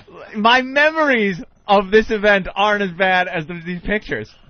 It was 10 times as bad as I even remember it being. These girls were so effed up. Right, they were all drunk and coked out of their gourd. Coked up. Holy And now here they crap. are. Look at this one. 4 of them, completely naked. One is shoving something up that girl's ass. This one's in front, ready to go. They're completely naked. This is a radio station event. You know, it's one thing to do this type of radio in studio, right? This was a radio station event at a public open beach. Look at the picture. Yeah, that's the one I'm on. There is a girl getting a dildo, and there is a crowd of people. This white trash just standing around watching with I mullets. cannot. This is something you see in other countries. Look at that one. 69. The beach. There is 69 going on. I can't believe they let this fine radio program off the... Jesus Christ. Jesus, they should have fired us on the spot. Oh, It's called- these pictures are great. Wait, TNA with O&A was the name of the event. Listen to me. I knew it was going to be a problem. I swear to you. And, Ben, you might remember, I kept saying no to this event over and over again. But then they talked us into it, like, dude, we sold like $100,000 to $200,000 in advertising. You guys got to come up here and do it. I do remember that. And I said something like, look, you guys don't have a good concept. Ant and I and Jimmy, we're going to be in front of like 1,000 people or whatever, and we're going to have nothing for these people, and they're going to be very disappointed. And they're like, don't worry. You know, the girls will play some bikini volleyball, and they'll drink. It's going to be a nice day. Don't worry. Just come on up, and we'll make this work. And it was a major inconvenience because we're in Philly. We had to get up really early. We did a thing that night in Philly. Had to get up and fly to Buffalo, and then drop our stuff off, and then go way we out. didn't even think Anthony was going to make the flight because Anthony decided in the middle I of the had night. taken a train back to New York to get some cigarettes. That's right. That's right. Dude, I'm not kidding. That's right. Those clove cigarettes that you wanted to get. This whole show was so out of some kind control. of cherry-flavored cigarettes It was a that I could runaway. only get here in New York. So I hopped on a train and went back to New York. Just to get cigarettes, and then he took a train back to Philly. Here's the truth of the matter was, I was just looking for something to do because I was up. It was the old days. So, you know, partying was going on, and just wanted to go back to New York for a little bit. So I went back to New York. Right. And then back to Philly. And hopped on a plane up to Buffalo. Did we fly from Philly? I cannot remember us flying we did. from Philly. You know, there's someone out there that wants to. We did. There's someone out there that wants us to write the Opie and Anthony book. It's time. We did fly to Philly. I remember from Philly. I thought I remembered us. You flew to Philly? No, from Philly. No, that's what I said. No, but I don't remember that. I remember us flying from. I remember I met Cousin Junior on the way back to Newark. No, we flew back from Buffalo. Yeah, and Junior was on the plane on a really small plane. And then one of the guys that was supposed to meet us in Buffalo, he couldn't because his brother was shot the night before. Right. Oh, yeah. Holy crap. Yeah, that's right. There is someone out there that wants us to write the Opie and Anthony book. It's a huge publisher. I think it's time. I think we've sat around long enough. Got to thank Green Guy from Buffalo and Fast Freddy from Jamaica Station for the pictures that they're sending in. Well, Steve Better. These are great. Steve's doing a lot of other things right now. He just won't put these online. Yeah, I'm sure more people have pictures. I'm sure they'll post them on whackbag.com as well. There's video out there. So let me back up.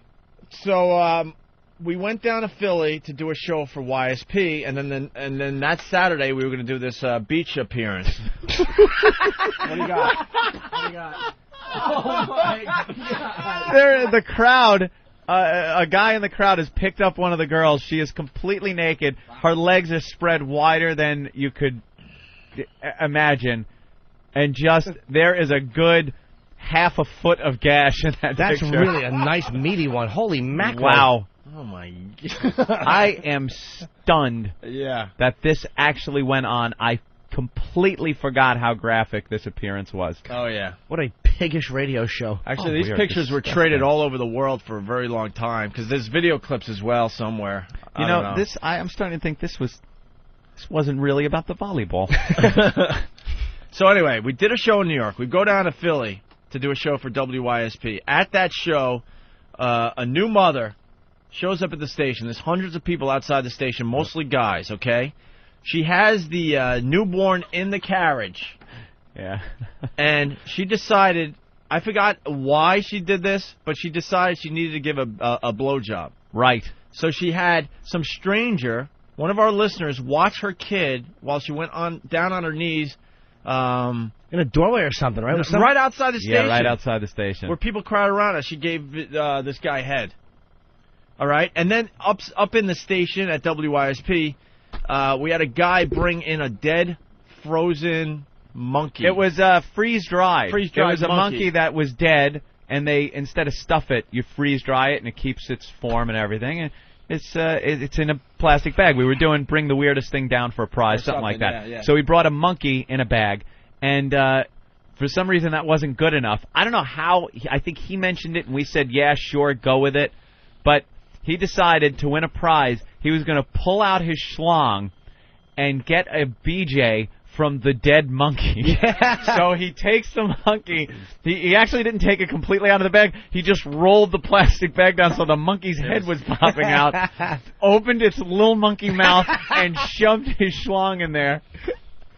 To the horror of everybody in the room. That was, I think, one of the first days that Taylor Law came in. Her and another girl were giving a guy a Hummer in the studio. Yep. That guy. Yeah. It was fucking just filth. We were just on the road to self-destruction. This was commercial radio. Two girls blowing a guy. Commercial radio. And then he fucks a monkey mouth. Right on the heels of this Buffalo friggin' Sodom and Gomorrah with sandcastles. Well, that was the day before the Buffalo show. Yeah. If you wonder why this show has no respect for commercial radio, because that's what we were doing on commercial radio. That's what we were up to on commercial Fuck the radio. dead primate throat. We'll give you a prize. Yeah, we weren't doing the battle of the sexes. No. So the next day in the morning, we get on a plane to good old Buffalo. And Ray from Deer Park saying, Jesus Christ, did you have your handicapped brother stirring the sauce at home, too? Greg, good fellas. Look, I won't take my dick out without my lucky primate. There's 8,000 things going on that weekend. So then we showed up to Buffalo for that insane gig, and then the Buffalo Press had a field day. And then, shortly after, within a week or maybe 2 weeks, we did the Sex for Sam, and that's where the bosses finally said, "Oh boy, enough. We're done with you guys. Good day." Yeah. We'll get the pictures up on opieandanthony.com, foundrymusic.com. I'll look back to the old days.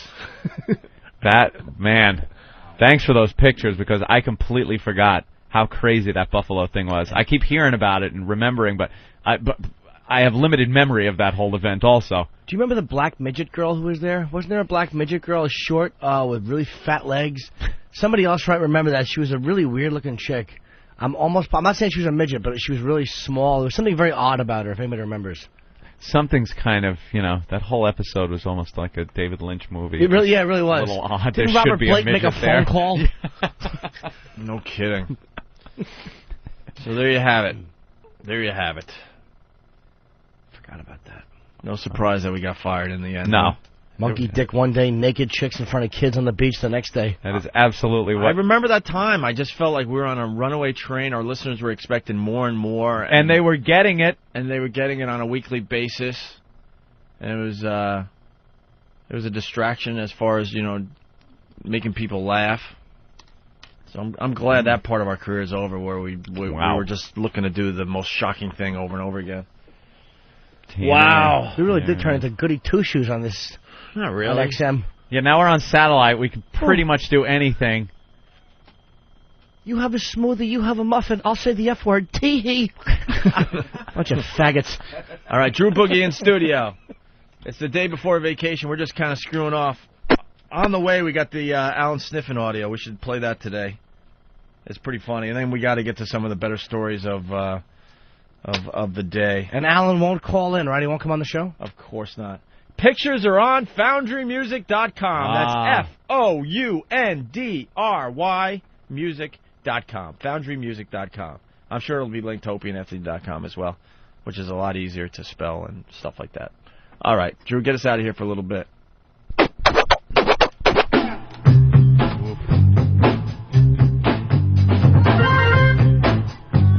I'm sure you all know about the TV network show called Sesame Street.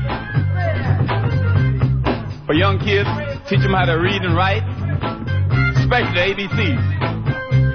This is the way we like to see Sesame Street done just once. Listen.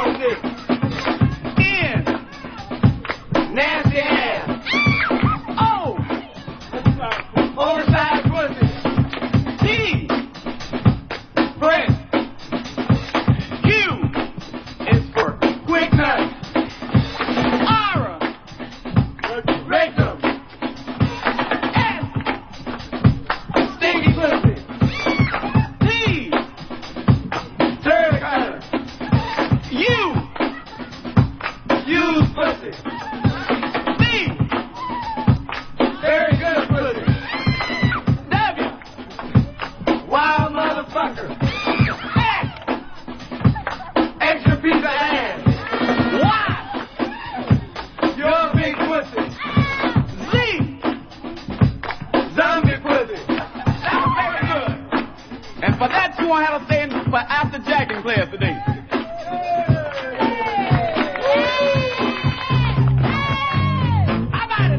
XM 202. The Opie and Anthony Show. XM 202. The Opie and Anthony Show. Time for some time for some next shit. Time for some time for some next shit. Come on.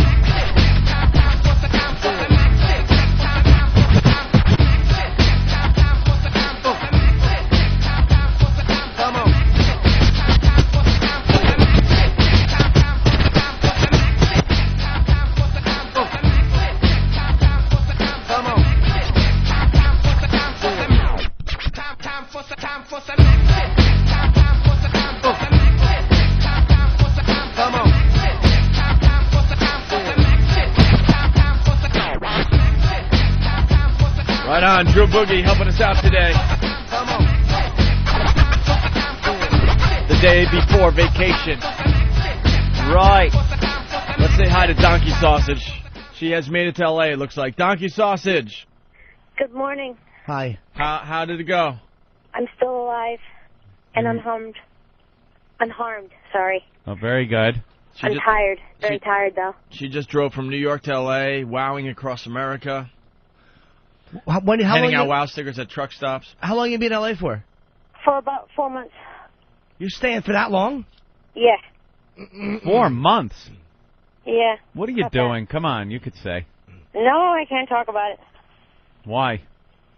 Because I'm good at keeping secrets. Ooh. Ooh. Well, what's better than hearing a kid say that?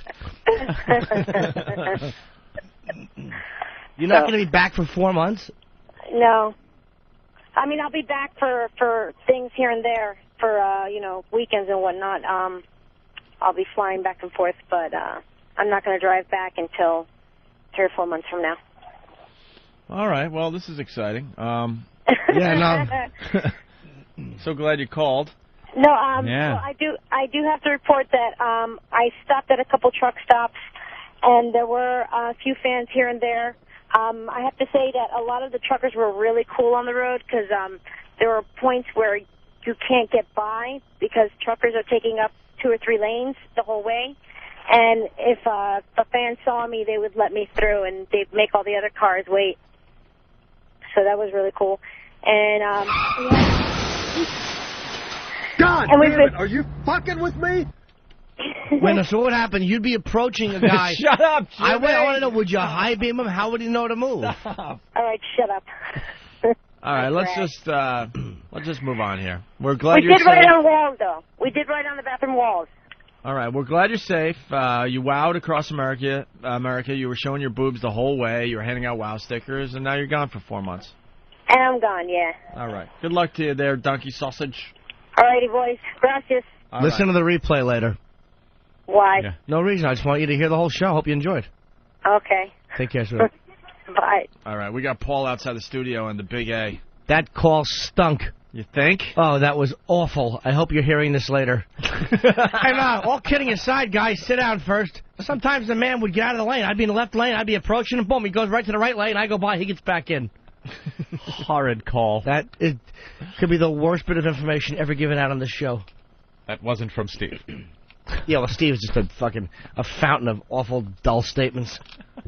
The websites are getting pounded. The Buffalo pictures are up, and they're getting pounded already. People love them. OpieandAnthony.com, FoundryMusic.com. You all right, sweetie? .com. What are you, allergic to guys that love you? So what is Big A and Paul doing today? They're going to read from the pedophile website? Yeah, we have printouts of the Perverted Justice website. They're going to read the transcripts. All right, are they practicing or anything? No, of course not. We're Okay. going to have them read it cold. Cold reads. Yeah, pervertedjustice.com website. They have people that get online, get into like AOL chat rooms, and pose as underage girls and boys, and they they hook up with these guys, these perverts, who talk sexually to them. And then they print the transcript of the conversation, the guy's name, phone number, place of employment. They pump these guys for information the whole time during their little online chat. And the guys are more than happy to give the info. Sometimes they give out their phone numbers, and the person calls them as a young girl. Maybe they get a girlfriend or wife on the phone to play the part. And the person is more than willing to give out a lot of their personal information. So once you have a phone number, you can really get a lot more info, and that's what they do, and they post it on this website. And if you read through the transcripts, boy, some of these guys are dirty, dirty gentlemen, aren't they? Just talking to these, what they think are 13-year-old boys and girls, saying they want to fuck them in the ass, and very hardcore conversations they're having. Right, you want to get these guys in for a second to say hi at least? Yeah, then we can do Alan. We have the Alan audio ready to go. It's Alan Sniffen. Hey! Radio dentist. Well, let's get these guys in for a second. Paul. All right. Come on in. Come on, you fucking limey. Look at this haircut of a true sociopath. Which one, Paul? Yeah. He's got it like fresh cut. Yeah. He should be chewing a piece of Bazooka Joe bubblegum that the barber gave him. Paul, don't talk to me while I'm at the stall. What do you say? Oh, is he talking? What do you say? Nice cock. He was just babbling about the fact that I got him because I didn't give him my real cell phone number. And I'm like, all right, can we wait till I'm done pissing and then we can talk about this stuff? It's all uncomfortable. I'm like, yeah, as I'm taking a leak and he's washing his hands. Bring the Big A in, too. What are you doing, Hawk? Don't be shy. Hey, Big A. Want to say hi to everybody? Hi, everyone. Hello, Big A. That was good. But there's a bit of a delay. All right, the predator and his quarry. You do realize no one wears parts anymore, right? What? You got a part in your hair. I have not Where? got a part. I only got my haircut last night. It's on the side. Turn sideways. It is a bit of natural. Part. Sorry, I apologize. Jesus. It's kind of natural. Yeah, it's not. I have no choice. Yeah. You can't win. No, it's not a bad haircut if you're doing a cigarette ad on television in 1951. Yeah, okay. I keep quiet if I was you, cancer treatment guy. Ow. That was mean-spirited. That was very hurtful. That was hurtful. There was no reason to maybe make the air quotes go there. Where did you get that haircut? Yeah. Supercuts, obviously. That's what I was going to say. Did you really? Yeah. Well, there's nothing open at 8 p.m. I'm like, these guys are going to call me Lego Head again. I got to do something. Supercuts. Andrew, where'd you get yours? The guy before he killed those people with the machetes, did he fix you up a little bit? Jesus. Doesn't it look like a black cock in his hand? Yes, so. It's black and long, and it's severed, so yes. Doesn't have your wife's mouth around it, though. We're talking about the wireless mic, by the way, just to clear up. Are you guys getting along outside the studio? Yeah. Well, he's causing me a bit of a problem. Why? Bit of a problem. Why? Well, we couldn't hear what was going on out there at the start. The monitor was down low, so they said, come into the control room and listen. So I go in there. I'm in there like 10 minutes. Andrew decides to follow me in. 10 seconds later, we're thrown out, and there's this huge industrial-sized can of air freshener being sprayed around. Uh-oh, what happened, guys? I don't know. I'm thinking that, Andrew's last girlfriend, the one that pretty much left right after he fell asleep and dropped the weapon. He doesn't want to get rid of the smell of her. Oh, is he just... he's all nervous. Yeah, I know, really. Why are you so nervous heavy. today? Why are you nervous? No pressure, man. Who cares? Jesus. Can I get some headphones so I can hear the car crashes, please? Are you shook up? Are you nervous? I didn't even see that. Wow, you are really... You're breathing all heavy. What has Andrew been up to? How's life? Nothing much. Just working and hanging out a little bit. Yeah. Still driving the cab uptown. Yeah. That's what you do. That's a little dangerous, but... Yeah. It is. Your mic is crackling. I know. I don't know. We have the worst wireless equipment here. It's crackling. It's nothing he's doing. It was crackling. Might be his sweaty hands. Oh, short. Aha. The wireless mic. Eric just pulled that out, Ope. Aha. Pulled the mic boom right out of the console. Put it back in there. No, you can't get it back. Your fucking yellow flowered shirt. It's nice. Why don't you guys just share that mic? Fucking dressed like a jewel thief in Hawaii 5-0. Shithead. He's dressing for you, He's not dressing for me. He admitted it on the show. It's a nice shirt. He changed his wardrobe to make you happy. It doesn't make me happy. Is that true, Eric? Yes, it is. It's yellow with like little flowered patterns on it. Yeah. It's awful. It's what? It's a vacation shirt. Really? Where are you vacationing to? Fucking Fire Island? Oh, wow. I couldn't get the gay reference out fast enough. No, you couldn't. Where are you vacationing? Where are you vacationing to? All right, why don't we do one of these scripts? We got the guys in, and then we'll do the Alan Sniffen audio. That's just great. We only saw these like 10 seconds ago. Who literally. cares? Who wants It's us- reading. Yeah. Do we have a copy, Eric, so I know what's going on here? Yeah, I want to read he was along. ready to yell at Eric. We're ready. I want to read along. No, I wasn't. I was. Oh. Are they highlighted? I think Eric... Jesus, Hawk, these are big. Honestly, I think Eric does a very good job for the program. I think Eric does a good job, too. All right. So this is actual, what? An actual conversation? Yes, this is a transcript of a conversation, an online conversation between Snapshot Death and Davey Wants To. How about read this one? Between Little Girl and Yellow Treats. Jesus, what's wrong with you? I'm teasing. I don't like kids. Wow, this is a When are we going to get to the one by SpongeBob Giant Dick? Oh, please tell me you're not kidding. Maybe we could do SpongeBob Giant Dick. Oh, that could be the greatest name ever. Did we go through these to find the best ones? I could Do spoil you think this one's the best one, the top one? I don't know. This These are the best ones out of the whole site. SpongeBob Giant Dick is pretty good. So who actually had the good fortune of reading all these and picking out the best ones? That would be myself and Michael. Mike, and what determined the best ones? The dirtier the better, pretty much. I mean, these things were extremely long. We had to edit everything down and. All right. Tell the truth. Try to make them. Did you find yourself at any point maybe getting a little lump in the shorts? Absolutely not. Don't be shy. No way. Don't be shy. No. You slightly resemble Kiefer Sutherland. Don't be shy about that. If you got like a little lump in the shorts, it's only a good man's fault. I've noticed that Jimmy has decided to take over this segment. He's very excited about this Yes. segment. Thank you. Jesus. How about calm down. I Could Spoil You and Clarissa Bunny 9-1? Well, why don't we start with the first one? What the hell? Snapshot Death. Jesus. Let's go with Snapshot. Who wants to play Snapshot Death? He's Snapshot Death. No, I got the wrong paper then. All right, no, you're right. SpongeBob Giant Dick. Who's the victim? Wait, who's the victim in this? Andrew's the victim. All right, Big A's the victim, That'll be a first, won't it? Jesus. and Paul is the pedophile. Nothing. Can we get them another mic? No? All right, sweetie. This microphone smells like Donna Mike's microphone. With Andrew standing next to it. Ugh. All right, you guys got to share the mic, and you got to get right on it. So. Wow, that's rough. All right, so Big A's going to be the victim. So Big A's Davey Wants To? Let me see. Yeah. No, I think Snapshot Death is the victim. Really? Yeah. Oh, okay. All right, so Big A will be playing Snapshot Death, and Paul will be playing Davey Wants To. And I'll play the guy watching and jerking off. All right, are we ready yet? Yes, we are ready. All right, go ahead. Can I call you? Why? Because if I call you like me, I swear. You really rich? I guess.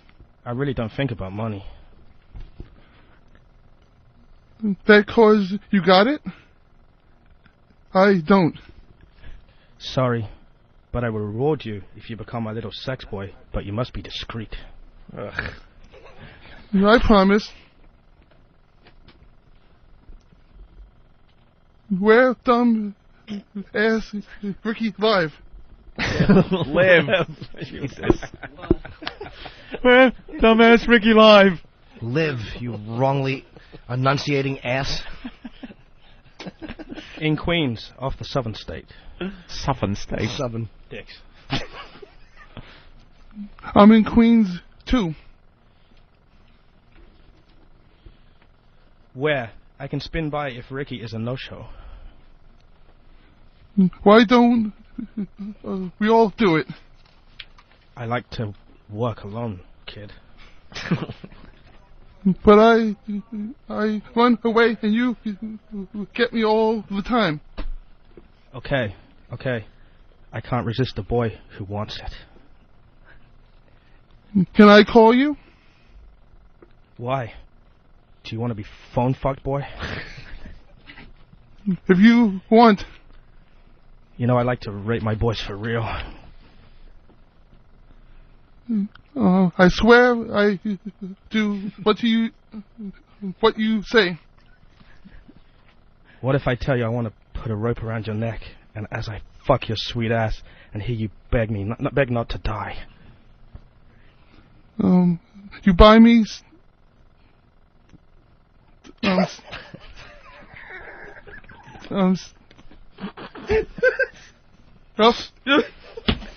Wait a minute, he blew that line. Wow, that is really rough. Don't forget about the ST thing. The ST words are the ones that Andrew has the worst problem with. All right, Andrew, why don't you do that line again? You buy me stuff. I was expecting to change it to things or something. Jesus. Things. Things. Dicks. Yes, I will. Don't worry. Okay. Hey, you don't mind that I love rough sex with my boys? No, I do what you say. New York. Huh? You live in New York? Queens. I say. Well, where exactly, boy? 76th Avenue. Oh, Opie's house. How about free-ish, boy? I have a green 1999 Honda. What corner? Can I call you so I know you're not a freak? I am a sort of freak kid. I love to fuck young boys and hurt them to see if they want more. Ooh, page turner. No, I got a rule. I don't meet off the line. We're not talking first because lots of peeps out there want to kill fags. I might be one of them, boy, but you'll have great anal sex if you take the chance, boy. Just let me call you now. Then I'd be okay. Am I reading this number? No. Just say okay. 1, 2, 3, 4, 5, 6, 7, 8, 9, 0. Okay, boy. What's your name? David. Read his name. You can read it. No? No. Okay. No. David Norton. No. What I say? Sorry. I just feel that you can have a happy life. Just don't do anything stupid. Like you said, there are lots of sickos out there, kid. So be careful. No, I swear I do what you say. You said you buy me stuff. This kid's got his priorities right. But kid, I want you to be happy too. So tread carefully. It's dangerous out there, boy. You said you make me happy. What I say wrong? Please? Nothing. I don't want to hurt you. Hurt me how? I don't get it. Never mind. I just don't want to, okay? You like that dumb-ass Ricky better? No. In fact, the opposite, kid. I don't give a fuck about him. Like Paul's acting. Yeah, very creepy, actually. Let's try him. I have a good gauge on whether this is working well. When Jimmy's taking messages... No. I was actually calling the number on there. Oh, you did? Yeah. How'd that work out? It was some weird foreign voice. I don't know, maybe the guy changed his number. He probably did. I probably would have, too. How about getting that new number? Yeah. He changes his number, they put it back in the till, and you get that number. Right. Pervert sex guy's number. Well, that was good. Not enough real sex talk, though. No. A little bit, but... This guy was creepy. Someone go through the rest of these scripts. Yeah, he's more creepy. Someone has to go through these scripts and get the really good one. If you know what the good ones are? The ones that mention the age and talk a lot about the sex. That's it. A lot about how old are you? 13. I want to fuck you. Oh, there's a lot more. That's with a these good guys, example. too. Huh? There's more with these two. Well, we got to find a better script, obviously. Someone has to go through those scripts and find the better one. All right, there you go, Big A and Paul. Bravo. I like Paul's acting chops. And Big A, anytime he comes on a word with an ST, it's entertaining as all hell. It's priceless. All right, Drew Boogie, get us out of here for a quick break.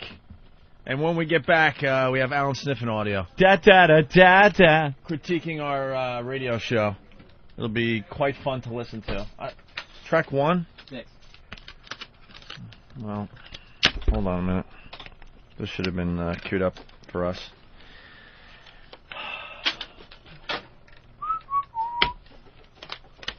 Oh, there it is. Drew, get us out of here.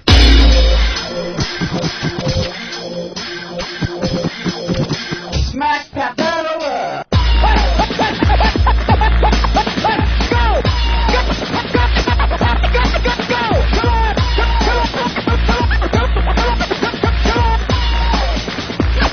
Tap that over.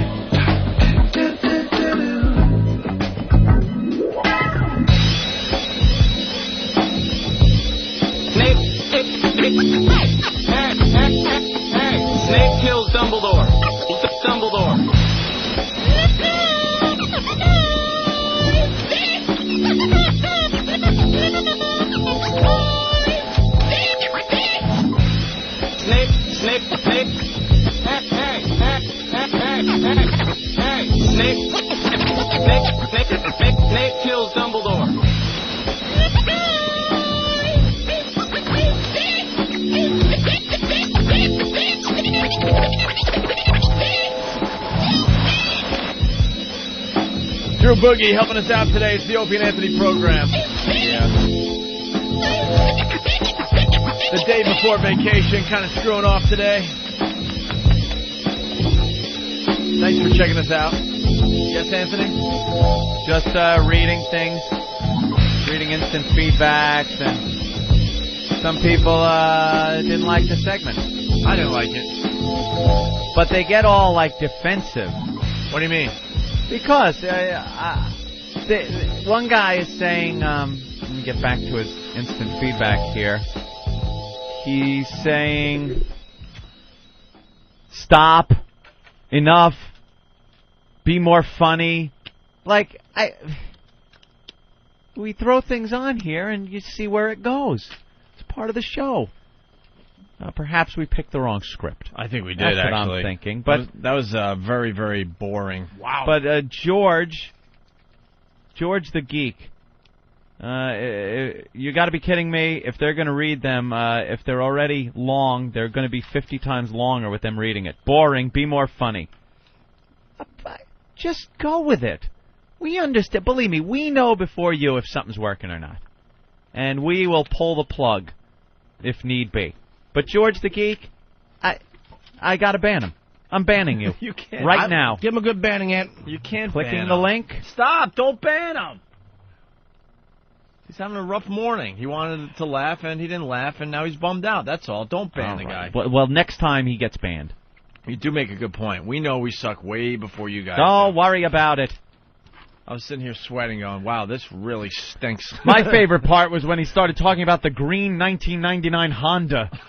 Oh, Can we edit out the parts where they're not talking about fucking or choking each other? Since they're not doing those two guys again, right? No. See, what happens on a real radio show, like you get a concept for a bit, like we did that part of it, and then you get the scripts, and then there's like, 10 scripts here. Then you get someone that really knows what they're doing to actually go through the scripts and find the really good ones. And then what they do is they edit it down so it's all nice, moves along fast, you do the play bit. it at 8:10. There's a few chuckles, and then you move on to the next thing. Yeah. No one really proofread the intern's work. Oh. I think it was up to the intern to find the scripts. Can I say the first line of this next one, though? It's the same two guys, so they're not going to be reading it.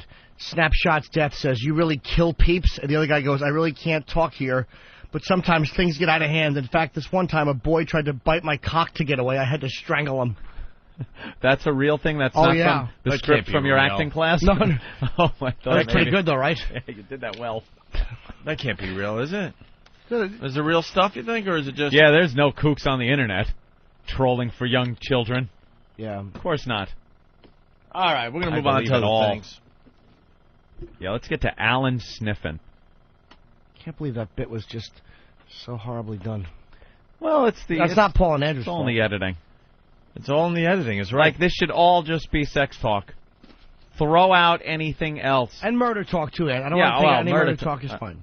I consider it one thing. What are you talking about? Now everyone has their opinions why the bits stunk. Doug, the trucker. What's up, Doug? You know, the whole problem with that was casting. You should have absolutely had Dee Dee in there to play the victim. It was a boy, though. Yes, Oh, it was a well. boy. Oh, well, Sir? Now what? Now what? Now what, Doug? Now what? Chicken it. Yeah. All right, I'm crashing. I think we might have to bail on the Take a script entire with it. bit. We might have to bail on the entire bit now. We came might up- have ruined it. No, I don't think so. We have to do something different, though. We have to. I think there will be a casting change in the next one, and the scripts will be edited. I still have confidence. I hate this bit. Oh, sweetie, I say we give it one more day in court. I hate it. I think it's a little creepy. It is creepy. That's the beauty of it. Sexy. I hate it. Stalker Patty's here, though. Could maybe have Stalker Patty and... How about you, McGarrett? What do you think? And the Big A. That is a nice shirt. I can't wait to get out of here for a week. Oh, it's a week of not having to deal with this crap. This. Eric, where are you going on Yeah, vacation? what are you doing on vacation, Eric? Going to Florida. Is it a little town you're going to called Opulus? Oh, like I'm the only problem he has? Eric, comment? Hawk? No, there's a whole bunch of problems. There you go. See? But you didn't say that Opie wasn't a problem. Oh, he's not a Opie, problem. Greg, Mr. Hughes. That's right. The whole slew of them. Oh. I support him, too, when he's doing a great job. He finds a lot of great stuff for the show. That's right. Why don't we get into the Alan Sniffen thing, Anthony? You want to explain the Alan Sniffen thing? Alan Sniffen. We have a lot of critics out there. Of course we do. Alan's a guy. He, surprisingly enough, is a dentist in New York here. Is it New York or is he in Jersey? I don't know. I think don't know he's where he north is. of the city, maybe. But he does. Oh, maybe up there. He has a website, the New York Radio Message Board, which he likes to call the Mecca of all radio message boards. And what he does is he runs this board, and radio insiders and people that just enjoy radio and people that have no clue about radio go there and post things about the state of New York radio. And we're brought up on there a lot, and there are a lot of critics there. There are a lot of supporters. And then there's Alan, who moderates the board, chimes in with his opinions. But for some reason, Alan's opinions, he feels they are fact. He feels that once he lays down an opinion, you are silly or stupid if you try to debunk it in any way, shape, or form. So the subject came up about our show, and if we're delving a bit too much into politics and talk radio that you might more likely hear on Imus or Rush or our buddy Sean Hannity. And that XM hired us to be the shock jocks that we are from WNEW. doing the crazy things, the 55-gallon drum challenge, things that got us fired like Sex and St. Pat's, just all that debauchery. Naked girls on a beach in Buffalo. Exactly. That we should be doing that because that's what we were hired to do. That's what's going to get XM the subscribers. And if we change the formula of the show, it's going to turn off the core audience that is supposed to be subscribing to XM, and that's why we were hired. And that's Alan's opinion. People have tried to get on and argue it, and Alan just will not have any of it. And as a matter of fact, that whole string of posts that were up on the subject got deleted. He got his ass handed to him in that debate. Alan got his face smashed. He lost it. Yeah. And he took the whole thing off. It's despicable. Yeah. To run a message board like that. Somebody brings it up. They say it was a fun debate between, Norton and Mark Maron, just commenting on it. He jumps in trying to be the poignant one. I don't think that's what that show's supposed to be about. Whatever that nonsense is he wrote. Gets the shit beat out of him with examples. Yeah. And then takes the whole post off. Takes it down. Yeah, well, it all started because there was a 15-minute heated discussion on politics, and Alan assumed because he heard 15 minutes of politics on our show, he didn't hear it, okay. Of course not. That we were turning into Imus, who used to do the shocking thing and now does a lot more political stuff. Yeah. And our argument is, no, we have talked politics in the past, and we will continue to talk politics when it seems right to do that, and we also will do all the other stuff. We just throw it all at you. Throw it all out at you. No agenda here. Show's a smorgasbord. He got But for some smashed. reason he thought we were now trying to become some kind of political talk show. Yeah. Which is so far from the truth. And what's annoying is he talked about what XM hired their show for. This is what XM wants. So the offer was made to Alan, and so many of these message board guys are just cowards. And I mean, he was invited on this show today to debate it. Nobody would have attacked him. We have Bill Donahue on, Richard Huff. Nobody attacked either one of those guys. No. Nobody was going to attack Sniffen. And we had Eric Logan ready to come on as a representative of XM to explain what this show is hired for. And I don't care what excuse he gives. Well, that would have been an unfair debate. You're a coward. You were invited on to discuss your opinions, which you post hiding behind a computer screen, and you wouldn't come on, man. You wouldn't even respond to go, look, I can't come on because of this. There is nothing that makes me sicker than people who will languish in anonymity behind message boards and not actually just come on and speak their minds. It makes me want to fucking throw up. Bravo. Yes. And you would have been given a fair shot, and you were told that. So also this dentist, he wants to be a radio star, so it's not good enough to just run the message board and have postings all over the place. He also does something called, what is it called again? His board reflections. What's it called? Right. It's called Hiding in My Basement. That's what it's called. It's called Hiding in My Basement with a jingle. He records a board reflection, which is like that week's topics, the hot topics. The hot topics on the New York radio message board, and he records it somewhere in his basement and then plays it. I guess he posts it on his site, and people listen to it and then comment on his comments. Right. And his voice is that's one thing I like about the board reflections is it's a realistic voice he uses. And I like that. It's not a put-on voice. All right, well, it is a fake radio voice kind of thing that he puts on. No, it's good. I like it. Here's a tape of his last board reflections when he was recording it down in his basement. Mom! I'm not bored. I have to do this now. Mom, please stop calling me. Very good. All right, so here we go. Without further ado, it's Alan Sniffen and his board reflections with the silly jingle. Here's Alan Sniffen. And this is Alan Sniffen. And I've got board reflections for August 18, 2005. MusicRadio77.com. That's right, board reflections, where I make comments about comments being made to the New York radio message board, the mecca of all internet radio message boards, things being discussed on the New York radio message board. Wait a minute. Voice is crazy. Did he add echo to his voice? Yeah, of course. He wants it to sound like the old style Music Radio 77 WABC. I never heard the echo before. There's a slight echo behind him. He's getting his production values up. He has a jingle. This is a guy, believe me, people, he doesn't have a radio show. He's a dentist. The guy's a dentist. But he puts the production together. He's got a jingle. We don't have a jingle. Look at the jingles we have. We had a jingle. Yes, we certainly do. Oh, yeah, let me find We have a jingle, Anthony. All right. I won't tolerate these jingle lies. All right, hold on.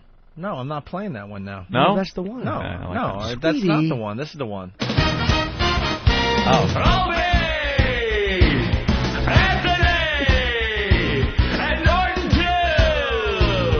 Good times, great hits! XM202! Suck my fucking cock! Now that's a jingle. And then, of course, there's this one.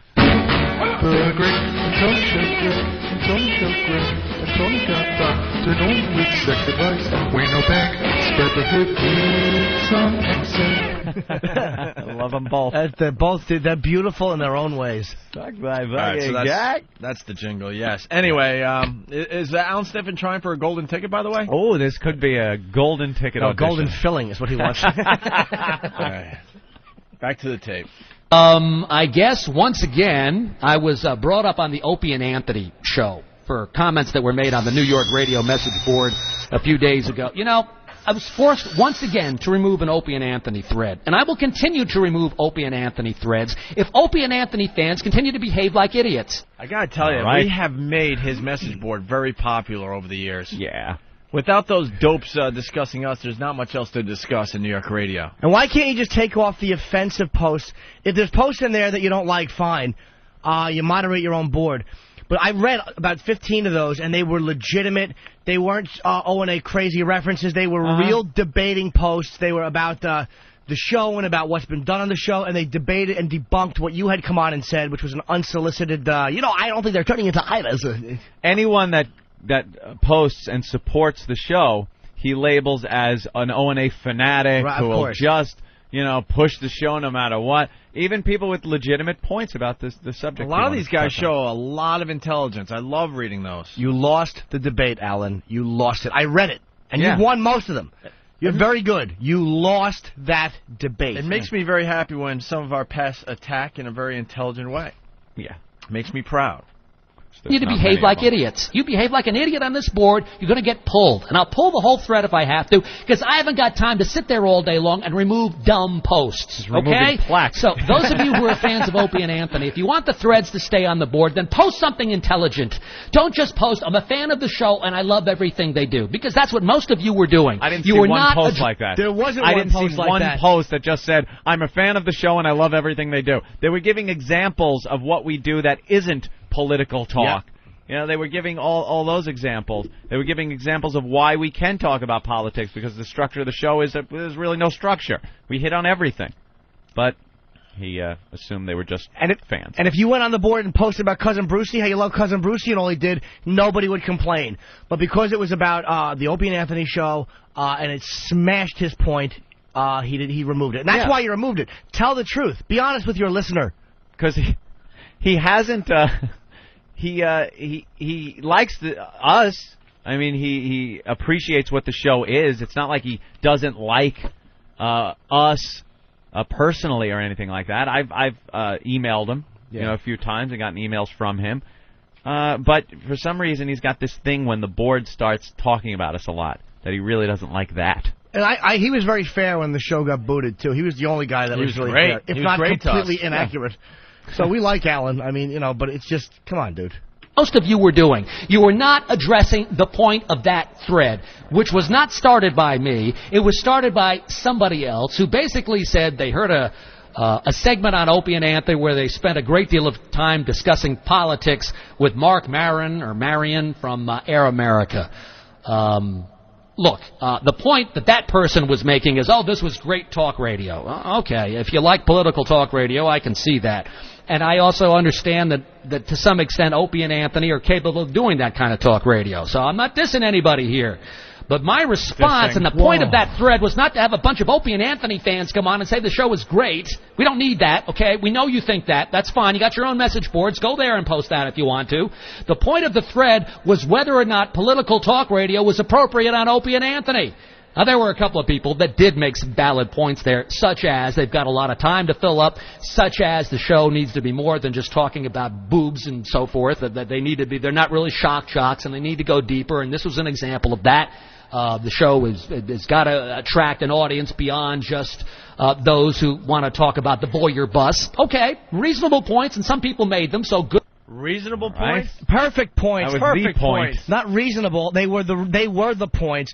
And then in one breath he'll say something like, you know, the Opie and Anthony show, it's got to be like a hang with your friends. It's got to be, that's what he says. It's almost like you're hanging with your friends.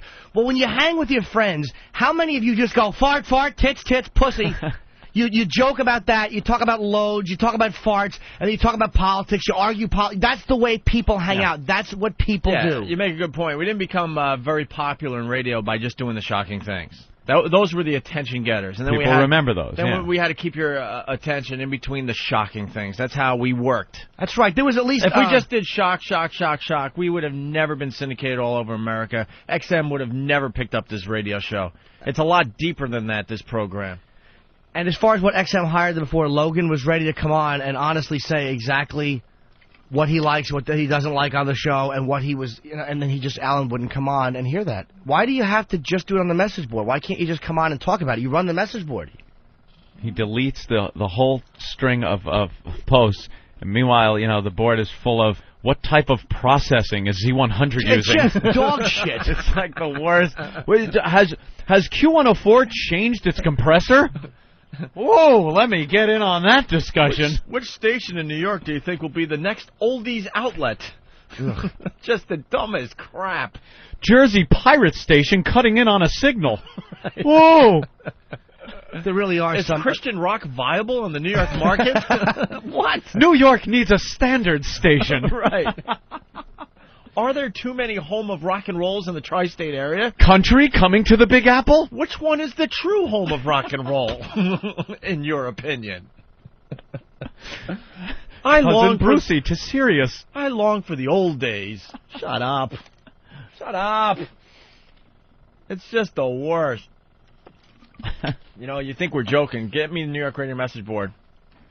What are you pointing at? Oh, my God. Oh. What are you pointing at, Hawk? He's got to post it. What's that note? Oh, okay, that was all right. All right. All right. You smashed me back good. Attaboy, Eric. I did want more than just one, though. Way to hit back. I want to just show some of the topics they're discussing today, because you think we're off base here. Let's see. Right. It probably speaks volumes. Nobody noticed this, but... ...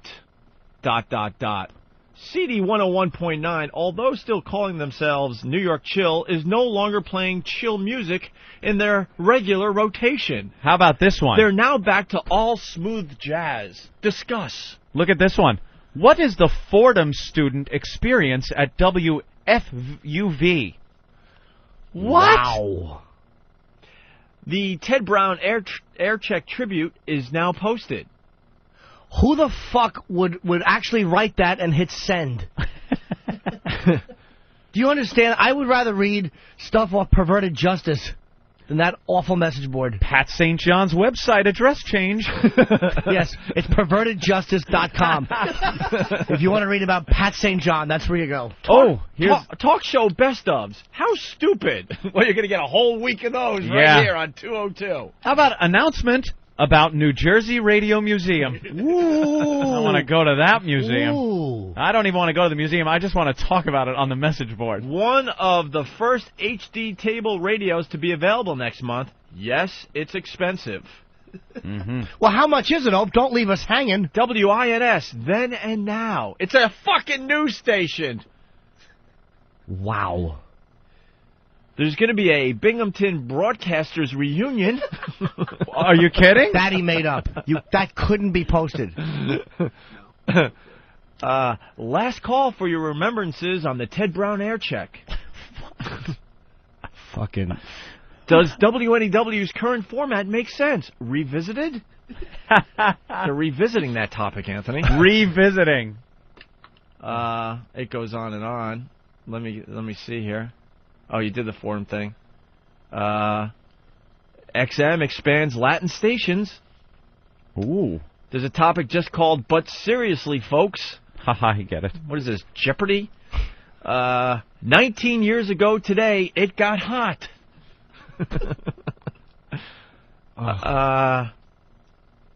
WLTW hires Mike Fitzgerald.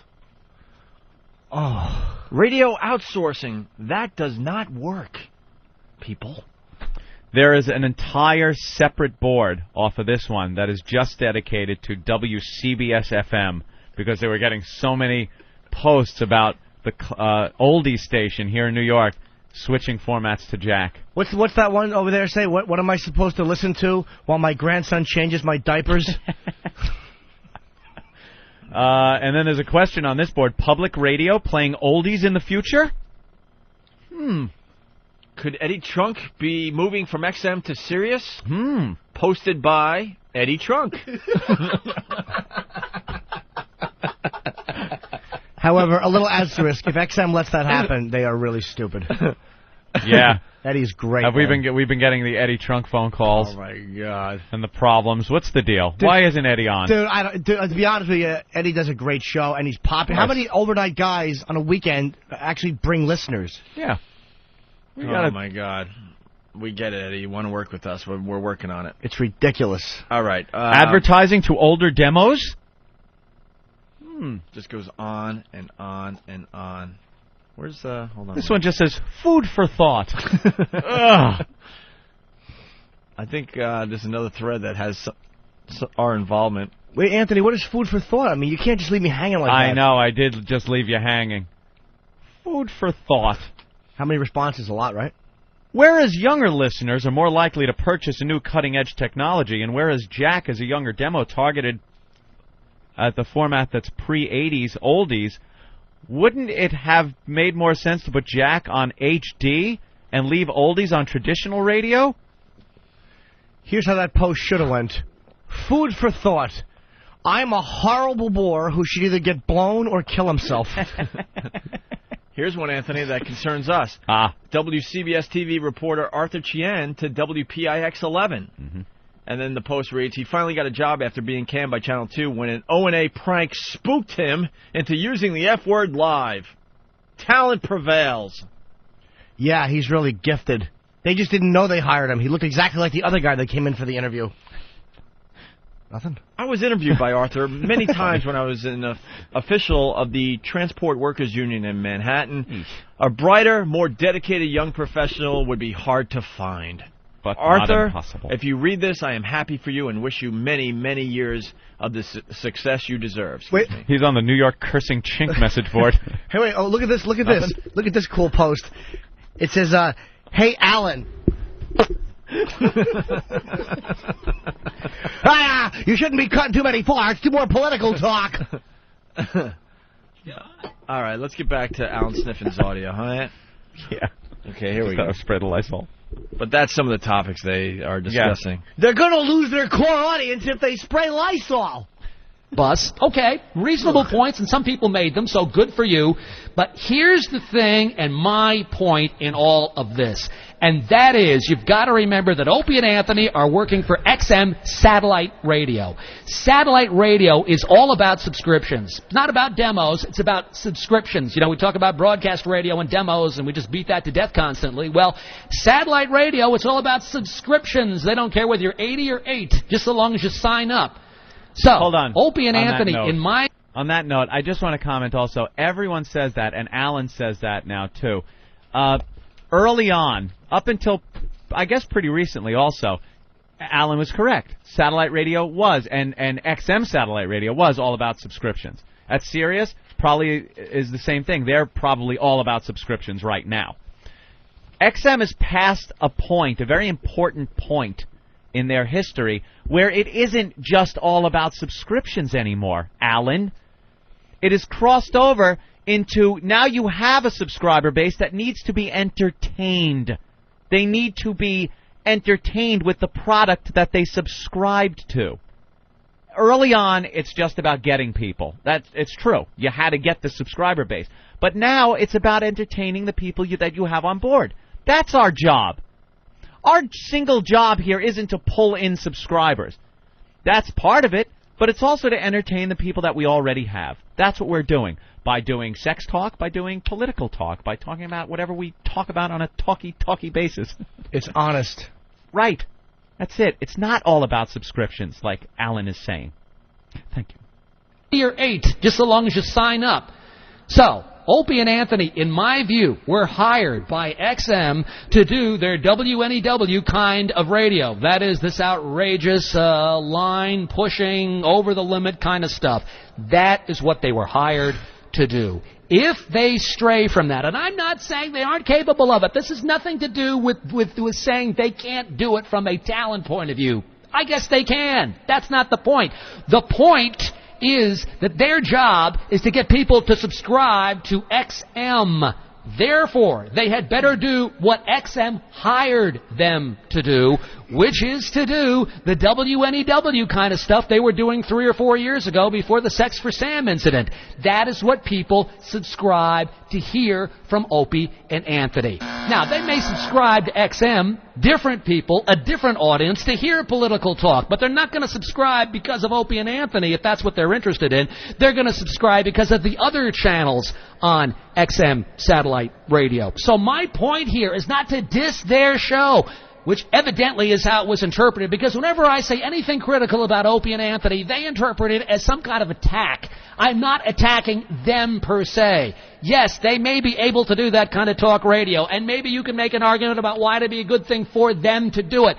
The point is it's not a good thing for XM. Now, it may be that XM wants them to do this cross-promotional stuff, to interview people from other channels in an effort to try and increase the visibility of those other channels. People made that argument. If so, and XM is who is suggesting this be done, then XM is wrong. XM is wrong. Opie and Anthony need to do what they do. He's just a babbling idiot. He doesn't know what he's talking about. This is babbling idiot. Same guy a couple years ago would have said that XM is going to fail, or he would have said satellite radio will never catch on.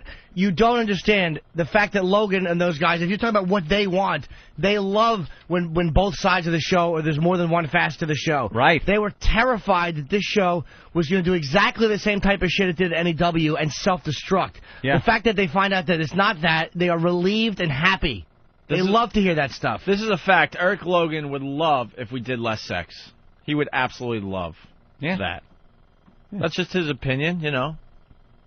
But that's what he would like. Less sex, more funny. It's not so much about the shocking stuff. It's the attitude of the show. That's what it is. It's not the blatant, shocking event. It amazes me that people forgot that we did serious talk at NEW. We did 4 years of radio over there. We did just about 4 years, right? 4 years of radio over there. And you could pretty much count all of the shock things we did that are very memorable, if I may say, on one hand. That's right, if you're holding a calculator. Yeah, there were the event, and you remember them, but it certainly doesn't fill 4 years of material. We did other things. It's not the stuff that sticks out in the memory like the shocking events did. That's why we did the shocking stuff. It brings people aboard. It gives you the memory, the things people remember. But in between all that stuff, we were talking politics. We were having fun. We were just making jokes. That's what we do now. They do. They need to attract attention to themselves for doing their limit-pushing, off-the-wall stuff. That's what they were hired for. Oh, my God, and we're doing that. The whole assault of the media. We got a huge splash in the press yesterday over that. No, but that's wrong, because he criticized that assault in the media, because, you know, it's like you are attracting attention, you can't do it that way. Someone brought up a great example. Said they had a wheelchair-bound cripple in a bathtub shoving a dildo up his ass. Reading the news. If that isn't the furthest thing from Sean Hannity's show. Yeah, he listed the things that this show does. Yeah. Which, when reading them, it really is a reprehensible program. Awful show. Yeah, that's when you realize we really haven't changed that much. Just disgusting. Off-the-wall stuff. That's what they were hired for. That's what XM brought them in to do, because that appeals to a specific demo, a specific group. When I say demo, I don't mean from an advertising point of view. I mean a group, what they hope is a large number of young adult men who are turned on by... A large amount. That's key right there. To get a large audience, you have to be very diverse. You really have to be diverse. And it's not a conscious decision. No one sat down and said, let's talk more about this, less about this. it's like maybe it's a good thing about the show, maybe it's a fault, but we just kind of do whatever we feel in a moment. Like, you know, if we want to talk about something or we want to go in another direction, that's what we do. It's organic. Nobody says, all right, we got to talk politics, guys. Too many tits in the last year. No one says that on breaks. It's never planned like that. Of young adult men who are turned on by that kind of radio. They need to do their thing to get that group to subscribe to XM. If you want political talk people to subscribe to XM, which I'm sure they would like, they want anybody to subscribe, then you have channels that are dedicated to that kind of talk, and those channels will try and get the political junkies to become XM subscribers. Just like the oldies channels will try and get people who like oldies music and country channels, and that is the reason why diversity on satellite radio is a great thing. The more channels you've got appealing to different groups, the greater your chances you'll hit something that everybody likes, and lots of people will subscribe. On a show isn't a good thing. Exactly. Like, we're doing exactly what he's saying is good for the platform on a smaller basis on our show. It's diversity. We're not trying to just target one type of demographic. We never have. Everyone used to say that, oh boy, O&A, they're, you know, it's great for young teens, you know, that listen and like fart humor. And then you look at our ratings, and we were doing great across the board. Number one men, 18 to 49, always. Yeah, 1849. 49. And number one men, 25 to 54. Yeah. We're not That's trying a far to cry from pigeonhole teenage ourselves. boys. We never have. What you don't want to do is dilute those individual channels. Having Opie and Anthony discussing politics is like playing the current hits on an oldies channel. It doesn't fit. It's not appropriate. You got to stick to doing what you do, what you were hired to do. He is a knowledgeless ass when it comes to this. What we were hired to do, was entertain people. Yeah. That's what we're hired. And I get a lot of emails agreeing or disagreeing politically, but I never get emails, or very rarely do I get them, go, why are you guys talking politics? People don't think that way. People aren't that stupid that they can't listen to politics, especially from a couple of asses who are just opinionated boobs. Right. We don't hide behind that we're absolutely correct and we're geniuses. We throw a lot of fucking anger into it, and a lot of knee-jerk reactionary nonsense, and a lot of completely politically incorrect, vile things which other people think. Yeah. Wouldn't that be great? I'm sorry. Wouldn't that be great if Alan, some guy came in and said, I have a cavity in one of my molars, and you go, sorry, I just work on incisors. I don't go back by the molar. That's a different thing. See, I'm trying to put it into something you might understand, Alan. We touch all the teeth here. All the teeth on our show. And the gums, and the gums. So I don't know whose idea it was for XM to be, or for Opie and Anthony to be doing conversations about politics with Dick Cavett and Mark Marion or whatever. I don't know whose idea that was, whether it was XM's or whether it was O&A's. You also don't know what you're talking about. Mark Maron, first of all, is a friend of ours. He's a comic. I've seen him at the Comedy Cellar many times. We invite him in. It just happens that he does a show on XM as well. And Dick Cavett, we had him on for over an hour. Did we even talk politics with him? No. If we did, it was for maybe 5 minutes out of an hour. Maybe. We used to have, what's his name, Ackerman on our show on NEW. Remember him, the politician? Oh, we never from talked out on Long politics Island? with Louis Black, right? And that was politics. When Louis would come in, That's we all were it was constantly about. at each other's throats about politics. The show is pretty much the same as it was. He just doesn't... What he's saying is wrong, and he's trying to back up a point which he lost in a debate. Gary Ackerman. But Mark Marion or whatever, I don't know whose idea that was, whether it was XM's or whether it was O&A's. But either way, it's a bad idea. Not because they can't do it, but because that is not what XM needs to be doing. XM needs to be appealing to Opie and Anthony's primary target. That is young adult men. Stick to that. That's what will get you. And they don't want to hear about politics, Alan? Young guys don't want to hear about politics from time to time? You can make them on the New York radio message board, or you can email me, asniffen@computer.net. In the meantime, this is Alan Sniffen saying, remember, you don't happen to make it, you make it happen. Make it happen this week, and I'll see you next week. asniffen@computer.net. He makes Dr. Laura sound like 50 Cent. You can't make it happen to make it. What? What? What? What was his email? I didn't hear it. asniffen@computer.net, I think. Oh. Oh, good. All right, cool. Where is he? Get him, Ben. What? This guy, Jim from Minneapolis, the problem with your political chat is that you guys sound like a typical bunch of whiny New York liberals. What? I mean, no such thing as liberal media bias. You guys are all over the U.S. now, not just in New York.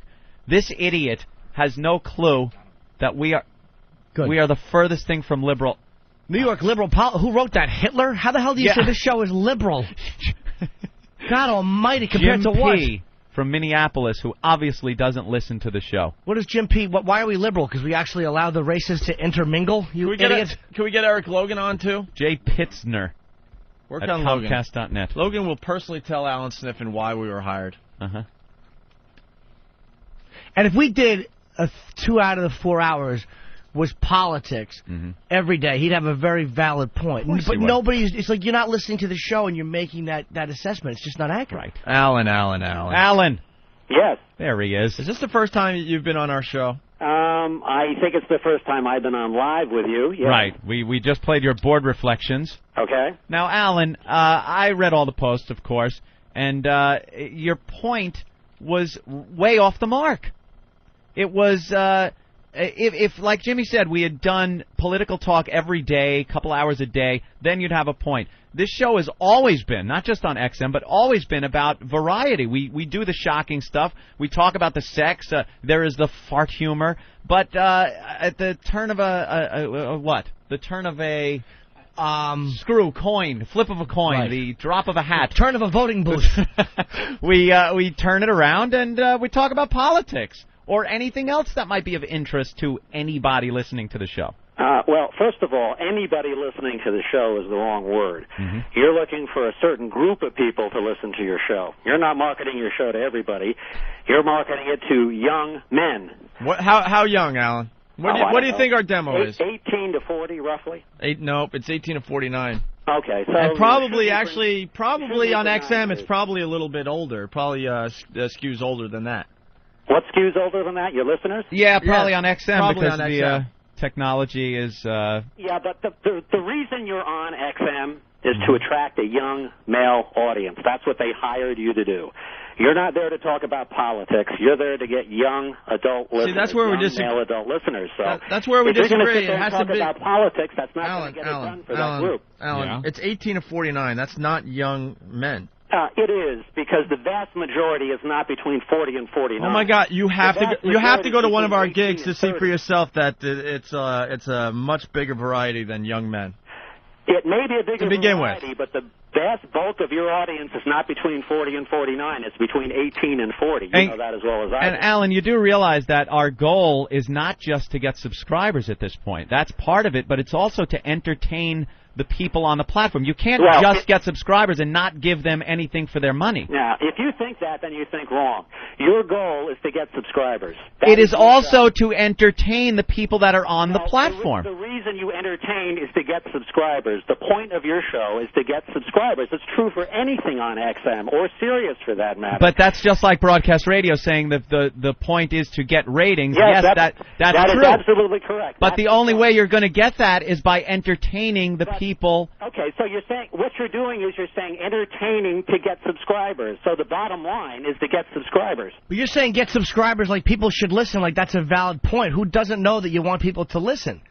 I mean, nobody would say that, debate that. But my point is that if you talk about things that don't appeal to the audience that you're targeting, you're not doing your job. Why do you think that doesn't appeal to people young who men listen? don't want to hear about politics from time to time, Alan? Potential subscribers are not going to subscribe to Opie and Anthony to hear a discussion of politics. Do you really think, let me ask you. Hold on, Alan, you can't have a monologue. You got to let us discuss this with you. Shut up for a second. Do you really think that we talk politics, or if Ant and I are talking politics, do you really think that we talk about it the way Rush Limbaugh would talk about it? Do you really think that we talk about it without any humor or without any vile, awful references that we normally make? I think when you have Dick Cavett on, you're not doing the kind of stuff that the Alan, majority of your audience you wants have to hear. listen to the show before you comment about it. You know that we had a discussion with Dick Cavett for about an hour. It was very interesting. And if we did talk politics with Dick Cavett, it was for less than 5 minutes. Okay, well then Mark Marion. I mean, it's the same difference. Mark is a friend of ours that we've known for many years And he's a from the stand-up Comedy comic. Central, Comedy Cellar, and the guy is a very funny guy, and we did. He was very funny, and then we went down the political route for a little while. That's the problem. No, it's not. Alan, what are you young people want to hear about politics just as well as older people. Alan, don't you realize that when you are hanging out with your friends, that besides talking about tits and ass, that occasionally the war comes up and politics and But who's in people office? don't turn on Opie and Anthony to listen to hear about the war. But they hear about it in our inimitable style. To hear the excitement of whatever you guys can come up with, it's on an outrageous level. But it was That's never. your book. It was That's what never gets people all to about. listen to you. It was never 100% about that, Alan. Even our old show, we would discuss politics with Louis Black when he would come in. Very rarely, and not for an hour. No, because we had a lot of spots to play. Between Dick Cavett and Mark. you were No, doing shut up, Alan. I just We told had- you what it was. Dick Cavett was less than 5 minutes, and Mark Maron, if I was going to, honestly, maybe 20 minutes. Maybe. So that's a far cry from an hour. That's probably 25 minutes to maybe a half hour. One lousy show during 1 week of Opie and Anthony. Well, it's not appropriate. That's pretty much Let me ask you a question. not appropriate. We're not playing commercials anymore. Well, it's not appropriate. What are you talking about? Ask you a question. All right. Would you go on and play classical music for a half hour on your show? Dude, that's such a bad argument. You know what? No, that example stinks, and you know it. Classical music as well. So does Yeah, that but mean Alan- you would go on and play that for a half hour? Alan, let me. I'll answer that. There's no way to inject the personality of this program into playing classical music. And I would There, make the same argument if you're going to talk politics. but there's a way to inject our personality and discuss it as the Opie and Anthony show and not the Rush Limbaugh show or the Sean Hannity show. There's a way to discuss politics and keep it funny and even a little perverse or whatever. To discuss it as the Opie and Anthony show is not the same as Rush Limbaugh. We don't hide behind being political pundits. We speak our minds honestly, and sometimes it's really vicious. Rush, all those guys, none of them speak viciously about what's going on, and we do. That's because we're honest. I don't think you have a good perception of this program. The real issue here, though, that you must keep in mind is it's not just about who's listening. It's about who will listen because, again, you need to get subscribers. That's the name of the game in satellite radio. And so Alan, if you're going to go on there and talk politics, I would Oh, my submit God, to you Alan, that you're going Alan. to have a harder time selling the show to prospective listeners than you would have if you were just sticking to what you normally do. Alan, you know they're very happy with us down in Washington, right? Well, I don't know if they're happy with you or not. And we haven't changed our show since day one at XM, so we're doing something right because they're coming aboard like crazy, okay? Well, you know, XM, how many Like subscribers does XM have in total crazy. right now? They're going to hit 5 million by Labor Day. Okay, 5 million. I mean, that is a drop in the bucket No, it's- relative to the total That's number 5 of million radio subscribers, and according to some serious research, each subscriber represents 2.3 listeners. Even if that's true, and I would doubt that, but let's say that's true. it's actual stuff It that is still- they use on Wall Street. It is still a drop in the bucket relative to the total number of radio listeners out there. My point in that is that your job, XM's job, not just yours specifically, the job of satellite radio is to get more of the non-subscribers to subscribe. That's the prime directive right now. So if you are doing stuff that does not fit what people would like to hear from you, that is prospective listeners, not current listeners, you are not going to be able to attract a larger number of subscribers. If people hear that Opie and Anthony are on there talking politics, I would submit that the likelihood that you're going to get more of those potential subscribers goes down than if people hear that you're out there talking about the Voyeur bus, as an example. Yeah, Alan, how about this? That's what people expect to hear from Opie and Alan, our assault on the media is getting a lot of attention. That's a shocking thing. That all the New York papers wrote about it yesterday again. Yeah. So we're doing that part of our jobs Yeah, as well. I didn't say you weren't doing your job. We've at all. always I been said about this was variety, the Alan. You know that. Show. I didn't indict Alan, your entire show. Do you know it's also we're there to entertain the platform, like I said, but also people that have subscribed already that don't listen to our program that then troll by it or a friend tells them about the show. They come on board, listen, like what they hear, and tell somebody else about it. It's really the same chain of events as regular radio No, is. it's a big difference from regular radio because you got to pay.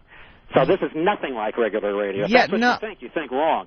Because you're asking people to reach into their hip pocket and shell out, what is it, $10 a month plus startup. But as far as word of mouth goes, it is the same. If you entertain people, they will tell their friends, that they were entertained, Yeah, and their friends will then...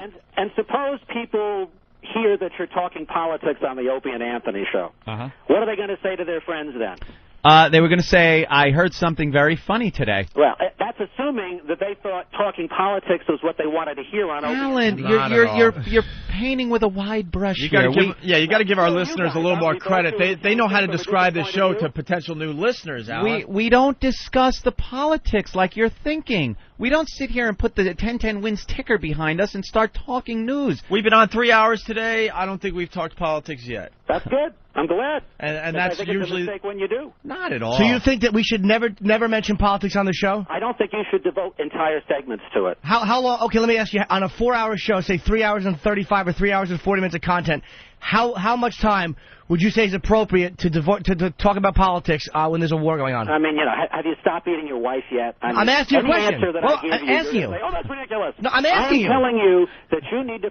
I'm asking you. And you're not going to get to the promised land. I'm asking you for a number. That you're talking politics. What is in your mind a reasonable amount of time? Yeah, have you stopped eating your wife yet? No matter what I say, you're going to, say, oh, that's, You can still give an answer, though. That doesn't count. I'm telling you. Why would you interpret my response instead of just answering a question? Your job is to project an image that will attract. How much potential time subscribers. is appropriate? I'm not going to answer that. Why? I'm not going to. Why? It's a very valid question. You're saying as long as it's not for an entire segment. So my counter question is, okay, not appropriate for an entire segment. So how much time do you feel? I don't think you should discuss it at all. Oh, Okay, you're so wrong. it should not be mentioned at all. No. You're so wrong. That doesn't make sense. Well, okay. See, now I answered the question, so now you're going to say it's ridiculous. No, I'm just saying it doesn't make sense. You're wrong, and you lost the debate on the message board, and that's why you took the post on. My point You is lost. not to get into a discussion of you about how many minutes you should discuss specific items on your Why show. not? If you're mentioning it as if it shouldn't be talked about. You're going to let me finish now? Yeah, you can finish. Yeah, let Alan. My point is that the image that you need to project needs to be one that will attract potential subscribers. If people who don't listen to your show but are familiar with it hear that you are talking about politics, I suggest that they are going to be less likely to subscribe if instead they heard that you were talking about the voyeur bus, meaning that you've got to live up to your reputation in terms of potential subscribers. Okay, so you mean that some politics doesn't live up to your own reputation for that. You're wrong. You're absolutely wrong. Yeah, I know you don't agree with it, so we don't have to agree. Alan, you lost the debate on the New York message board because there was one post where the examples were given of things that are done on this show. Yeah. And why was that taken off? I am not indicting your entire show. I'm not saying you are. I'm asking you why was that taken off? Everything was taken off because, as usual, some, not all, but some of your lemming-like fans, instead of coming on and Alan, you don't want to the piss point him that off. we were trying to make, You really don't want to piss instead him came off. on there with the usual baloney about, oh, how You're great playing Opie right and into their Anthony are, and hands, they and can't you do don't wanna anything do this, wrong. Alan. Okay, I so- don't need a Don't board do this, full Alan. of that kind of stuff. Yeah. So why not just take off the offending posts? If I took it all off, then I didn't need the hassle of removing that nonsense. That's why I got removed. Really? So it had nothing to do with the fact that you were kind of losing that debate because people were raising examples. Have you ever seen me back out of a debate? Am I not on the phone with you this morning? I just saw you. When have I backed out of a debate with you guys? You took that off the board. Like that. Do you beat your wife? I'm not going to answer that question. Alan, it's Opie. I think you're way off on this point. Well, I don't expect you to agree with me. That's okay. We'll just say this. We'll agree to disagree. That's okay. But I do want to thank you. You really did support us in our time off for when we were in hiatus at least there. you know that when I support you, I really mean it because I'm not a follower. But you're not listening to the show. You're making a judgment on something that somebody told you. You're not listening to the show on a regular basis. I'm making a judgment based on what people who listened to the show objected to. Really? So is that how you judge things, by what other people tell you? In this case, there were people who listened to the show who came on the New York radio message board and criticized this particular segment. Alan, so your own listeners were criticizing. Now we're telling you that you had it wrong. You thought Dick Cab was politics for a while. Ope corrected you and said, no, that was maybe 5 minutes. So now you're telling me that my point would be valid if you had talked politics for a greater length of time? Jimmy. Is that what you're saying? Yeah, we said that before. If we talk politics, Anthony said that before. If we talk politics for X amount of time every day, an hour, 2 hours a day, you would have a very valid point. That was said earlier in this discussion. And we don't agree with that. I told you before. Your job is to attract new subscribers. You're not going to do that if your potential subscribers hear that you're talking So politics. do you really think two guys are going to be talking? That's not going to get you to the promised land. So wait, do you think? You can jump up and down. I'm asking you. Well, hold on. I think you're wrong. Do you really think two guys are going to be talking, and one guy's going to be going, "Hey, they were talking about the war. Forget it. I'm not signing up." Do you really think that's going to happen? Yeah, I do. No, You're Alan. What I think is that if they don't hear that Opie and Anthony are pushing the limits and Alan, are getting out there on the edge on a Alan, regular basis, if they hear instead that you're talking about George W. Bush, they're going to say, you know what? I can listen to WABC and hear Sean. No, you can't. You have to say ABC. I don't need to spend $10 a month for something I can get for free. But you can't because it's not the Opie and Anthony show talking about it. But prospective listeners, see, that's what you're not getting here. I You am. keep He talking gets in it. terms of the Alan. people who are listening to your show. Nope. I'm referring to people who have not listened to your show, who have not yet subscribed.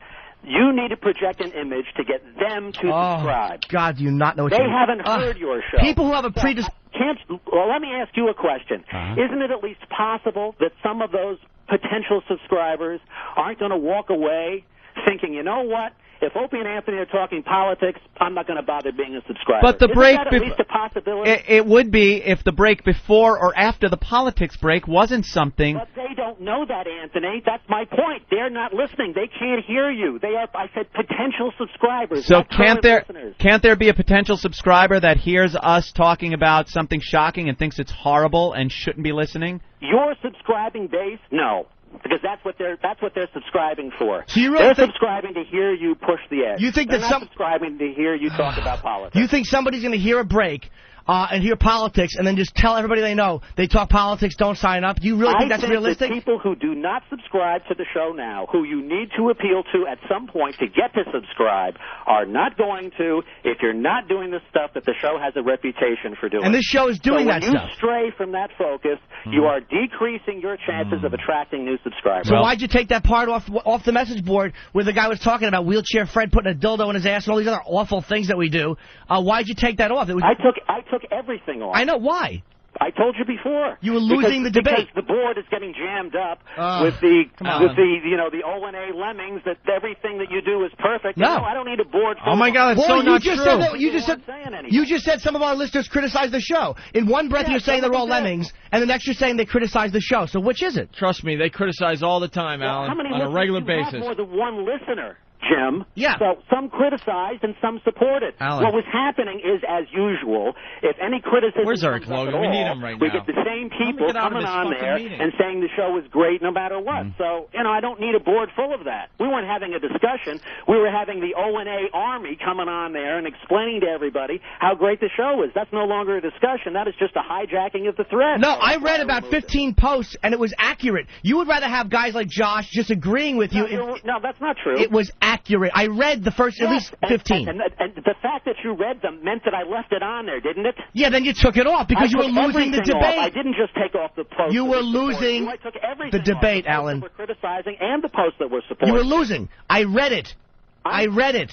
Okay, you read it. I hear you. You were You're not losing. listening to me. What I said is I removed everything. Right. The negative posts, the positive posts, All whatever right. your point of view, I took it all off because the whack bag group was coming on there and invading the board with ridiculous support posts that weren't addressing the point. Really? Like the one that listed the things that we do as well as talk politics? That wasn't addressing the point? We're going to have the same discussion. I said to you 3 times already. I heard you. I just know what you did. I know what you did, which was lose the debate and remove the post. I removed everything. Because Jim. you lost. You would have a legitimate criticism of me if what I did was remove just the posts that are supporting you. But I removed the negative posts, the positive posts. Because you lost. So it was not something that was done on an All right. editorial basis.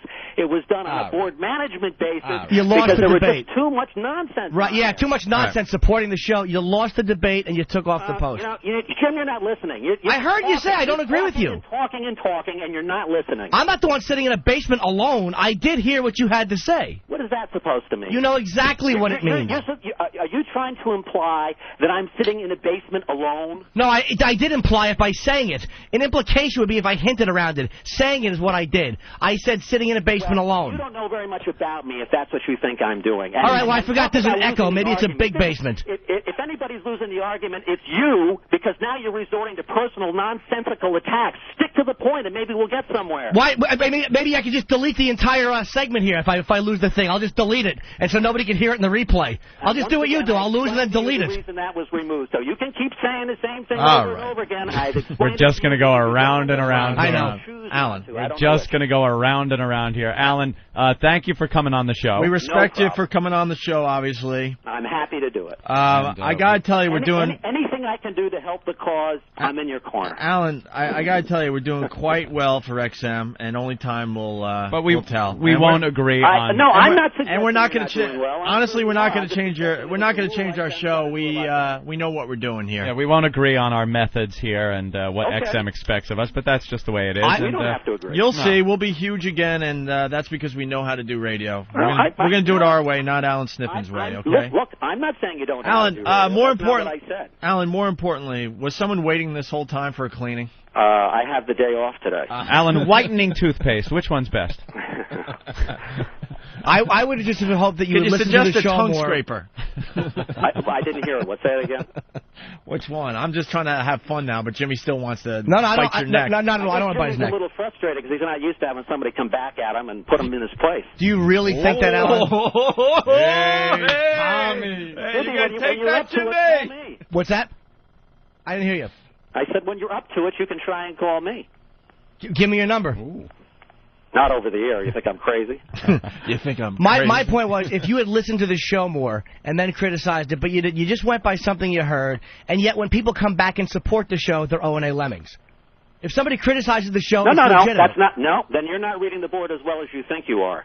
The O&A lemmings are people that are unable to do anything other than post how great the show is without being specific or addressing the point of the thread. Alan, our own fan That's sites... not the same thing as anybody who supports. Alan, so Jimmy, you've got to listen a little more carefully to what I'm saying if you expect to respond intelligently. I'm not used to hearing you without an echo and an awful jingle. Sorry. I see. So now, instead of addressing what I just Hold said... on, my friends are laughing at my little witticism. Off into some other area. Hey, I have to, Alan. Remember, our job is to get subscriptions and keep it edgy. Just being shocking. I didn't want to talk too seriously. We might lose subscriptions.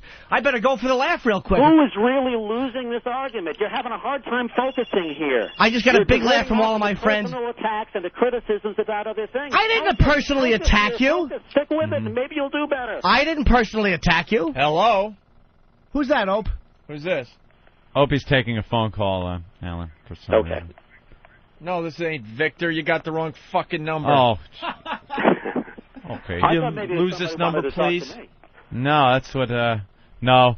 Alan. Oh, bummer. Okay. No, I was answering a phone call. I'm sorry. All right. Well, Alan, thanks again for coming on. And we don't have just lemmings. Our own fan sites I agree with you. critique the show on a daily basis. I didn't say that. What I said is you have some fans who are lemmings. Right. That doesn't mean that everybody is. I didn't say that. Don't you think some people on your board might be lemmings too and kind of just agree with you because they want? There probably are. Do you boot them when they do that? When they agree with you? If they don't stick with what the point of the thread is, absolutely. So if people are just going, Alan, you're right, you made a great point, you actually will delete the thread. Absolutely. If they do it in huge numbers. I've never seen it. I think in general, Alan. Maybe you need to read the board a little bit more often before you criticize. No, maybe I just need to get blown less because that's what I've been doing. There we go. Once again, not sticking to what we're talking about.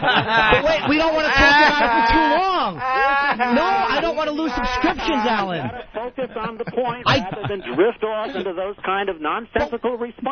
Wait, but what do you talk? That's what we do when we talk politics. Now you're saying it's wrong when we talk to you? I'm saying it's wrong when you don't address what it is we are talking about. Alan, I don't want to lose subscriptions. I like to get blown. That are not relevant to the conversation. That's very relevant to the conversation. To the point. I get blown a lot. That's very relevant. See? Shocking radio. All right, very Alan. good, Jimmy. I think that last sentence pretty much sums up your position. Yeah. Alan, good job. The whole time I was thinking, and you know what? I'm going to pardon you today. You're going to what? Pardon you. Okay, thank you. Because the listeners have been asking through this whole segment if we should attack.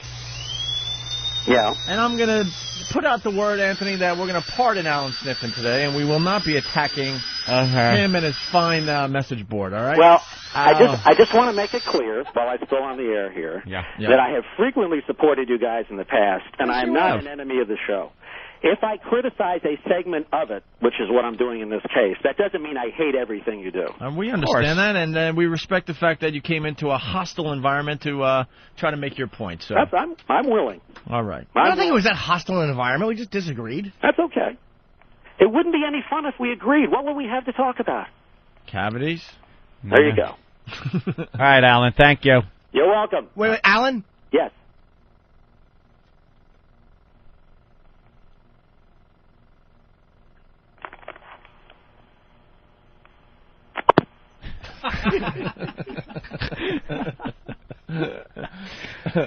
That's classic. All right. Love it. I think we've said enough. Drew Boogie, get us out of here for a while. This channel is experiencing technical difficulties. Please stand by.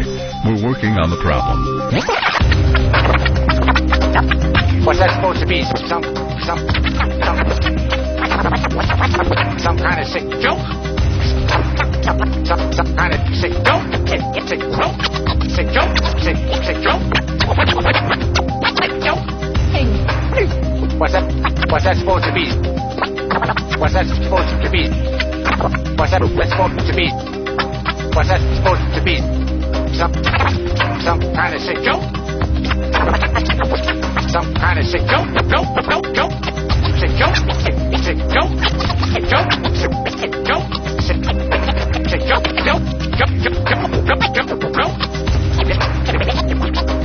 Sick joke?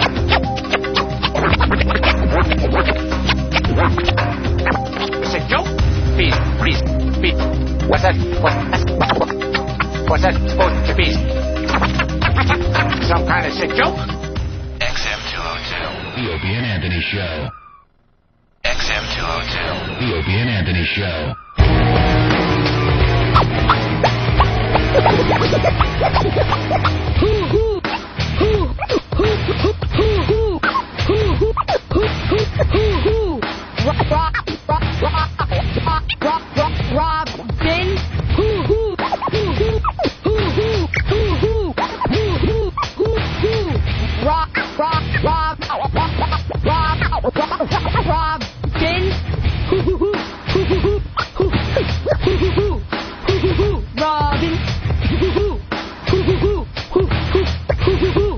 Robin. Tell him, Fred. Tell him, Fred.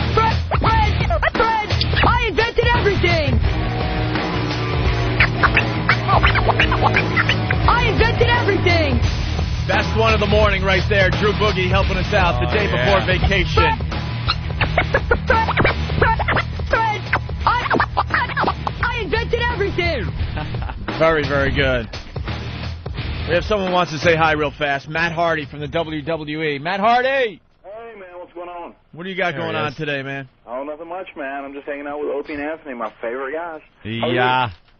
Very good. Just had a little heated discussion with some guy, but we're back. Yeah. You guys murder him? Yeah, we did a pretty good job on You always do. Jimmy did, actually. Yeah. We just had an argument with Laurence Olivier from the Marathon Men. I like it. Jimmy had a good time with him. So, Matt, what do you want to say today? What I want to say today, basically, I got SummerSlam coming up. First off, I want to thank you guys. You know, you guys were very good to me. You put me on the radio, you know, especially after I was released from the WWE. It was a shitty situation from top to bottom. Yeah. You got hurt, you were sitting out, then you found out that Lita was hanging out with Edge. Yeah. And you weren't happy about that, and you felt like the WWE let you go because of that, right? Yeah, that's obviously because of the conflict that happened between Lita and you and the Edge and blah, blah, blah. Yeah, you know, but there were a lot of people that rallied behind me. You guys helped me out. You know, the people chanting and whatnot, and, you know, eventually the WWE knew they had to bring me back. And the people kind of demanded this match between, you know, myself and Adam Copeland Edge. And this Sunday at SummerSlam, I'm getting in the ring with him. And, you know, I'll tell you what, win, lose, or draw. This is wrestling, but win, lose, or draw. Adam Copeland's getting his ass beat on Sunday. I can promise you that. Really? Yeah. This is what I got to say to you, Matt. I'm starting to think this is a bit. What are you starting to think? I'm starting to think this is like a real bit. Like it was a storyline the whole time. I don't know. There's too many things, man. Too many inconsistencies to make it a storyline the whole while. Because I'm thinking if this really happened to you, and now you're facing the guy in the ring, screw the wrestling moves. It would be an all-out, punch fest. There's not going to be any wrestling moves. I promise you. You're just going to beat this guy silly. I'm telling you, dude. It is going to be the most realistic rivalry you've ever seen on a WWE program. I'll tell you that. I promise you. That's guaranteed. There's not going to be any wrestling moves in there. I mean, I go to work, and it's uncomfortable as it can be because I don't talk to this guy. Well, you attempt to... I do what I have to do. I'm professional because I'm happy to have my job back because I do love being with the WWE, and there's so many guys there that are like my family, but I despise this guy with everything I am. When I said, the only thing that would make me happier than injuring this guy or, like, permanently, ending his career is, like, him dying in a car crash, dead serious. So, because all the wrestling message boards pick up on the fact that we talk to the wrestlers, so you're saying right now on our program that there's going to be no wrestling at SummerSlam and that you're going to just go at him? In our match? Yeah, there will be no wrestling in Will you try to take a knee to his balls? It's what? Will you try to take a knee to his balls? I think the teeth would be better. Oh, like a chimp. Knock his teeth out. You're going to try to knock his teeth out? Oh, I thought he was going to bite his balls. like a wild chimpanzee. I'm not interested in biting his balls at all. I will knee him in the balls, but I think I'd rather mess up his pretty little smile and his pretty little face. He thinks he's pretty anyway. So you think you could take out his nose, maybe break his nose? Yeah, I'd like to break everything on him. If I see a wrestling move, we're not going to think highly of you. That's fine, yeah. Oh, no, that's fine. I'm not because worried you about got dissed by your chick by this guy, and now you're facing him in the ring. Mm-hmm. This goes way beyond wrestling, sir. Let me ask you this. Let me ask you this, both of you guys. I'm going to put the ball in your court. All right. You were in my same situation. You were fired. Your relationship was screwed over because of this, and you're getting in the ring with this guy, and you know you're getting in there, and you're in the environment of the WWE, but you know you're on live TV and from a live audience. What do you do? I would do the Hogan leg drop. Are you serious? I'd never do that in a million years. I would grab Hulk Hogan and Shawn Michaels. They can go out and wrestle. I would smell his fingers. I know. Believe me, I know how that smells. They smell like what I have in my pants. Are you back with Lita? No. And are you kind of over it though now? You're not as heartbroken. Oh yeah, I'm way past that. Believe me, I actually had to get 2 phones to fill up all my speed dials. Really? A lot of chicks want to help you, nurse you back. I've been on the show for a while, so once I got back used to the single life now, I don't know if anybody's going to be able to drag me back into a relationship. Really? All right. Yeah, but you still have the hatred. I'm a big star again, supposedly, or something. Well, supposedly we helped you get your job back. That's kind of cool. You did. No, honest to God, you guys really did. And I appreciate the shit out of everybody that did help me like that on that level, because it was really like a grassroots movement. And it's funny because that bastard, Adam Copeland Edge, he's on there and he's, he's always worried about being the main event or the world champion or the greatest wrestler of all time. And it's funny because he says I couldn't separate my personal and professional life because he's real upset that his personal life got, drug into all this. But he's the guy, he's the bastard that started. I mean, I don't think he thought he was going to be able to screw with me and, get by with no repercussion. Well, we actually, this show wanted to see you get your job back. There's, internal strife here. Because this guy, Eric Nagel, who's one of our producers, was against it, and he was fighting against it. But we were actually very happy that you did get your job back. Thank you. No, it's very, very cool. I appreciate it. And you guys helped me out. You put me on the radio. I know you had Jericho on there. He voiced his opinion. Right. Let's He's say hi to guy who hates Edge. Let's say hi to Dirty Joe. Dirty Joe. Hey boys, what's up? Hey. Hey, little Jimmy, happy birthday. Oh, thank you, buddy. Yeah. Hey, Matt. Yo, what's up, Dirty Joe? Man, just do me a favor. Whoop Edge's ass at SummerSlam. And by the way, when are you coming back to Sanford, man? I'll be back through, man. I'm in Sanford pretty often, man. It's only about 15 minutes from the house, so I'm always through. Yeah, I was one of the guys that was there working out with you the day before you came back on Raw, man. You surprised the shit out of all of us. Yeah, I surprised the shit out of a lot of people. We didn't expect to see you back that quick, but I'm glad you're back, man, and just go in there and screw the storyline, screw the drama, screw the script, man. Just whoop his ass. You got it, man. Like I said, dude, it's the WWE, it's a wrestling environment, and I could care less about winning, losing, or drawing. I am going in there to physically rough up this guy. That's my goal. The scar will become the symbol. Yes, it will. I hope he's ready to bring it. I hope he's man enough to try and fight me in there. I hope he does. All right. Thank you, Dirty Joe. Let's go to Schwoogie. Schwoogie! Hey, what's going on, guys? You got Matt Hardy on the line. What's going on? Hey, Matt, how you doing? What's up, man? Good. Hey, guys, here's how this whole thing played out, or as far as everyone believes it did. And, Matt, please correct me where I'm wrong. I will. The whole beginning of the situation was correct, that Lita screwed around with Edge. Right. you got fired basically because you took it public on your message boards for whatever the reason that you had, and I can understand that. Am I right so far? Yeah. That's pretty much now, it. you had, it's also 100% true that the fans brought you back. Yes. The prevailing thought is that when Raw was from the Garden, when Lita, and I forget who else was out there, the chants were just phenomenal, and that made McMahon take notice to bring you back. I believe it was about a week or 2 weeks What later. is this guy, an attorney? He's questioning you? I did not do it. I did not bury the body. I believe it was about a week or 2 weeks later that they did a wedding. Kane and Lita were in a ring, and they teased. They had your video play. They had the music play, right? Right. Now, People there's no way in hell Vince McMahon would have played that video unless you were already signed to a contract. I was not signed to a contract at that point. Well, why would he have played that video? Maybe I'll throw this at you. Maybe he wanted to see if he played the music, how the people reacted. Well, I was already common knowledge. Columbo, I like this. Because the web already spread everything. Everyone knew what was going on. Yeah. Now, my question to you is, at least there was contact with you that you were coming back at that point. Because there's no way in hell. There was zero at that point. Before the music played, there was zero contact. That is. Why would Vince McMahon play that video in order to promote TNA? Because that's where you were going. Well, I wasn't yet. I hadn't signed with him. I couldn't sign until my 90 days. You were still out there going other places. There's no way in hell Vince McMahon is going to promote another federation out there. That's okay. Whatever. We didn't promote TNA, but I really think the reason that music was played, if it got a huge reaction, I was coming back to work. If it didn't, then they didn't care. All right. Let's take a little step further. You come in, you re-sign, you do your thing, and you start presenting yourself on the web as this big anti-WWF guy. Mm-hmm. And all of a sudden, when you finally sign, you come out of the Vince McMahon limo, you shake his hands, and that killed you, Matt. This match has been shunted down the card. Now, this was such a money-making match. Now, the biggest thing out there is the Hogan-Michaels thing, and you're on the bottom of the list. And I like. I wouldn't say we're on the bottom of the list. The biggest match is Hogan-Michaels, and it's going to be hard to compete with those guys just because of who they are. And I will say this: like the first few weeks I came in, I did my thing, very rebellious. And I guess Vince was even looking at it from the point of, well, he did make a mistake. He apologized. He brought me back. We did the whole WWE thing, and I agree. A little bit of the anti-establishment thing was taken off, but deep down, I'm anti-establishment.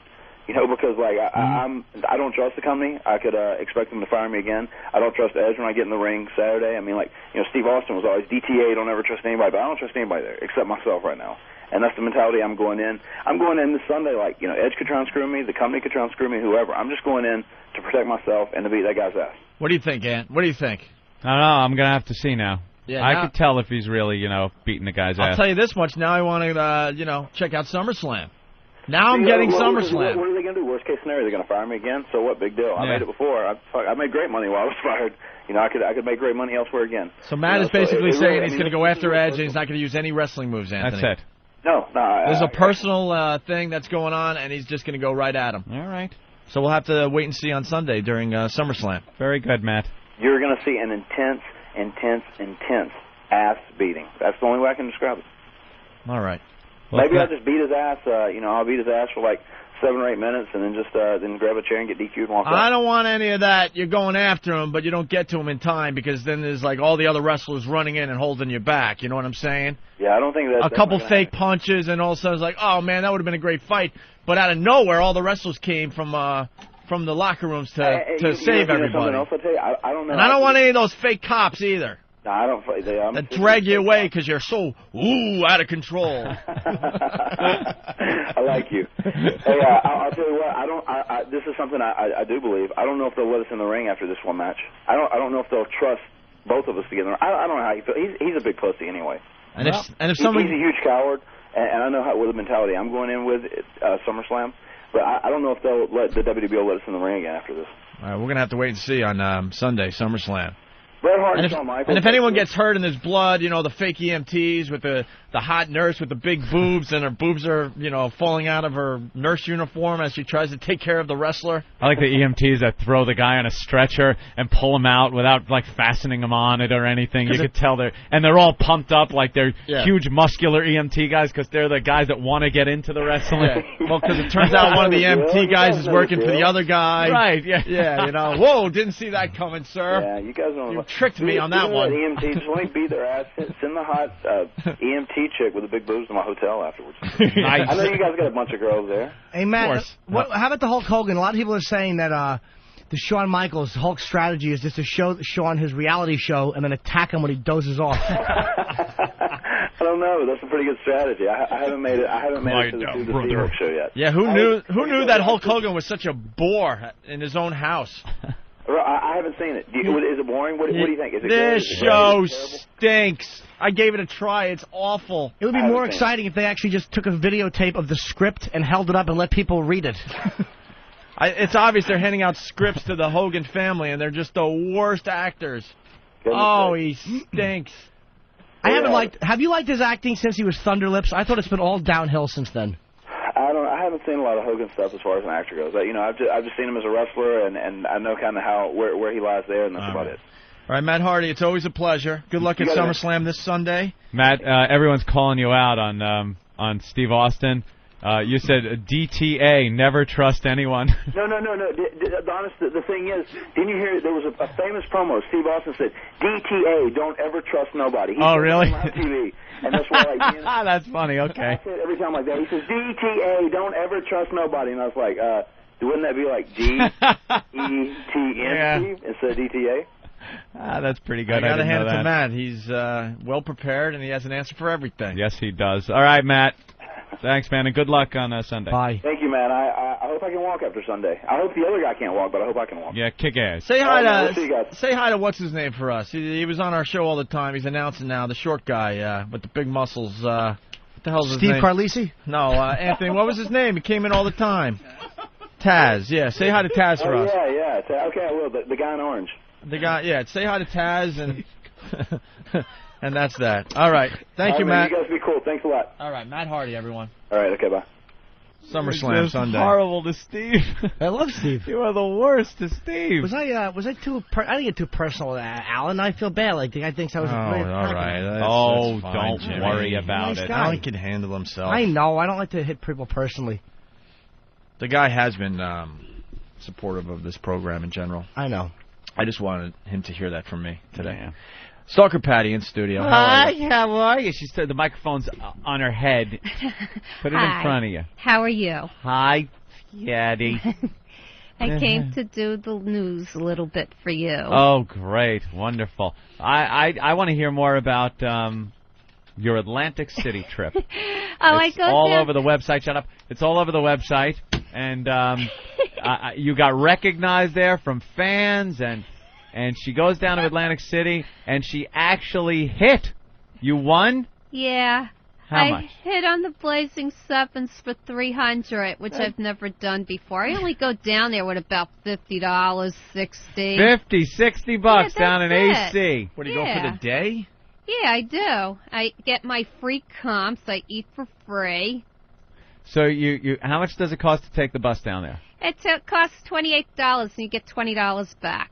So you get $20 in vouchers. And then you get some money back in the machine because, every time you play, you get points. And when you get a certain number of points, you get some money. So they gave me about $10, $15 back. Oh, so there. like you're getting comped? Yeah. Her voice is so Excuse me, would you like to be rated for your $50? I'm sure they're giving her sweets over there at Trump. Well, I do have a voucher for one free night. You do? In the hotel. Wow. But I got to wait until next month when I can take a couple of vacation days together. Vacation?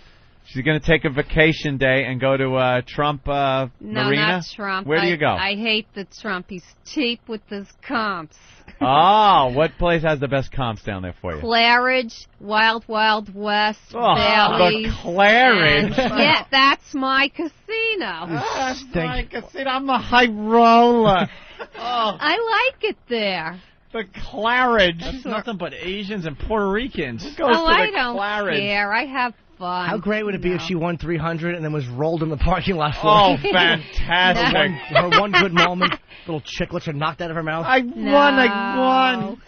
Oh, and then someone just puts his fist in her face. No, I don't make it so obvious. I sit at the machine. Oh, I just very get good. the slip, and then I take the money and run. Once I win, I run. I try not to put too much. Yeah, that's of it not back obvious. in. Someone running out of a casino. What do you think's going on? Yeah. What do you do when all the coins are clinking into the bucket? Just cough really loud for a while so no one knows?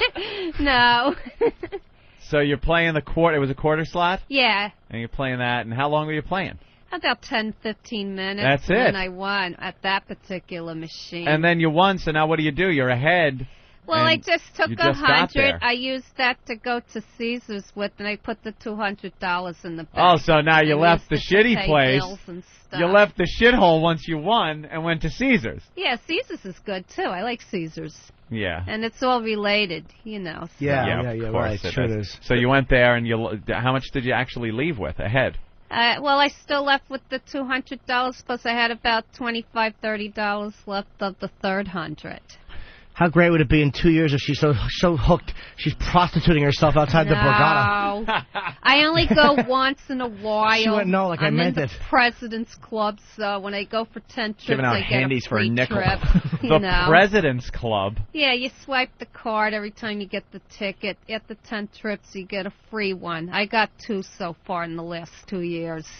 That's great. The president of what country? Yeah. President's Club. Grover Well, Cleveland. It's Academy bus that runs that. Is that the bus promotion. you take? Yeah. Isn't that a long trip?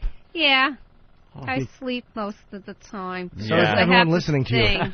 When I ride, I get drowsy in a car, so I just end up nodding off. Oh, that's good. That's safe. Wow, what a mess. You realize you're not a virgin anymore, right? If you're doing trips like that. On that bus? Yeah, you have no Oh. clue, but you're not a virgin anymore. Take a bus to the Claridge. Oh. And fall asleep on the way. And she's going to take vacation time for that one. Yeah. Well, I got 4 days left to take, and I got to take them before October. Ah, great. So now what did you see? I guess a fan recognized you? I was waiting for the bus to go home on the line there, and then this guy comes back and kept yelling, "Stalker Patty! Hey, Stalker Patty!" I'm like, and I was sleepy, so first thing I said was, "How does he know me?" And then I realized that, hey. Yeah, from the gambling, from the winnings. Yeah. Did you get big winner? Did you get a security walk up to the room, did you? No. What'd you do with your $300? Well, 200 I banked. Oh, put it in the bank? Yeah, and I used it to pay a bill. What bill? A bill. Oh, I used it for part of my rent. Plus, I'm embarrassed. A lot of but people are saying that this She's hotel embarrassed. is like the crack hotel of AC. Yeah, it Well, is. I haven't stayed overnight yet because I have a job. I work. It's really retired people who don't work that actually use those comps because they don't have anything to do the next day. Hold on, let me ask you a question. Teeth perfectly together. What was she just talking about that it made me? She said something. She said she got embarrassed. Yeah. Yeah, what were you embarrassed by? I also paid $15 to join AARP. The American Association of Retired Retarded people. Persons. Retired. Retired It's people. for Sorry. people my age and over. What's embarrassing about that? I think you took the money for Valtrex. That'd be No. embarrassing. I know. So you're. I just want to see what I get with that. What do you think it's going to get you? I don't know. That Probably magazine? discounts and stuff. Probably I a don't satin know. pillow. Say 50 cents at the movies. Yeah. Oh, that would be nice because one of the things I have in my news thing is about seeing the movie, The 40-Year-Old Virgin. Oh, So you the saw that. sister- I didn't see it yet. I have Oh the my review God, in your the voice paper. goes through everybody. I like her voice. It's the most irritating voice we have on the radio. Because her teeth are perfectly together. $300. Oh. Well, anyway, that's the movie I want to go see, so I have the review. You in think the you'll be able paper. to relate to it? I don't know. The guy looks a little buggy to me. A little buggy. And what do you look, Miss Ant? Ant body? Yeah, but I don't walk around with my eyes popped Are you missing out. teeth in the back? What happened? No. On the right side, that? above. Where, The other side's your right Open side. your mouth and tip your head back. Open. Wider. What an awful Hummer she's going to give. Yeah, I had a tooth pulled due to an abscess about 10 years ago, but it's in the back. Yeah. Not really in the back. like Open your mouth. Can you open your mouth or no? Oh, it's wow. awful. Is it cramming one in there? No, I can't. I absolutely can't. All right. Well, why don't we do the news with Patty? Patty? What do you want me to do? Suck it. Okay. The hand-to-hand She's the fight freak. in Gaza. It seems that... Wait a minute. Of all the news stories you can do, Patty's going to discuss Gaza? The Gaza Strip. Well, you know, technically, Patty, that's not part of our core audience. Now, come on. This is discussing politics. Yeah, well, it seems that Ariel Sharon wants to take over some territory back from the Jewish settlers that they've occupied since '67 because he wants to take over. And the way they're getting these people out, they're treating them like criminals, and they don't realize they're turning away people that have lived in the same place for many years, and don't want to lose their home.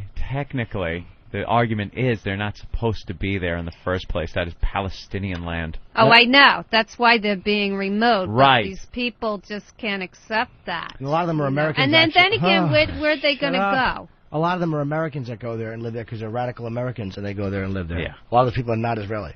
Yeah. Well, anyway, they're taking them away by spraying them and gassing them and going in there with tear gas and stuff like that. And the problem is there's a lot of children in there and women and stuff. The children. So you're suggesting gathering up the children and leaving them on a counter at a diner, like you were left when you were a little infant. But if they're going to have to leave a territory that maybe their parents or grandparents took over, why not have a place for them to go where they'll feel safe? It's called Israel. The rest of Israel. The rest of Israel. Do you know how many Jews are living in Gaza? Yes, a lot of them. No, 8,500. Do you know how many Palestinians surround them? 1.4 million. Yeah. Leave. Well, it's really their land. Leave. Well, it's just a lot of people surrounding a lot of people and very aggressive, and it's too expensive to protect it with the military. You know what it looks like over there? Looks like the Claridge. It's a mess. Just a dump with a bunch of foreigners in it. I know one place I've always wanted to go to was the Borgata, but the Borgata. It's so far out of the way. It is not.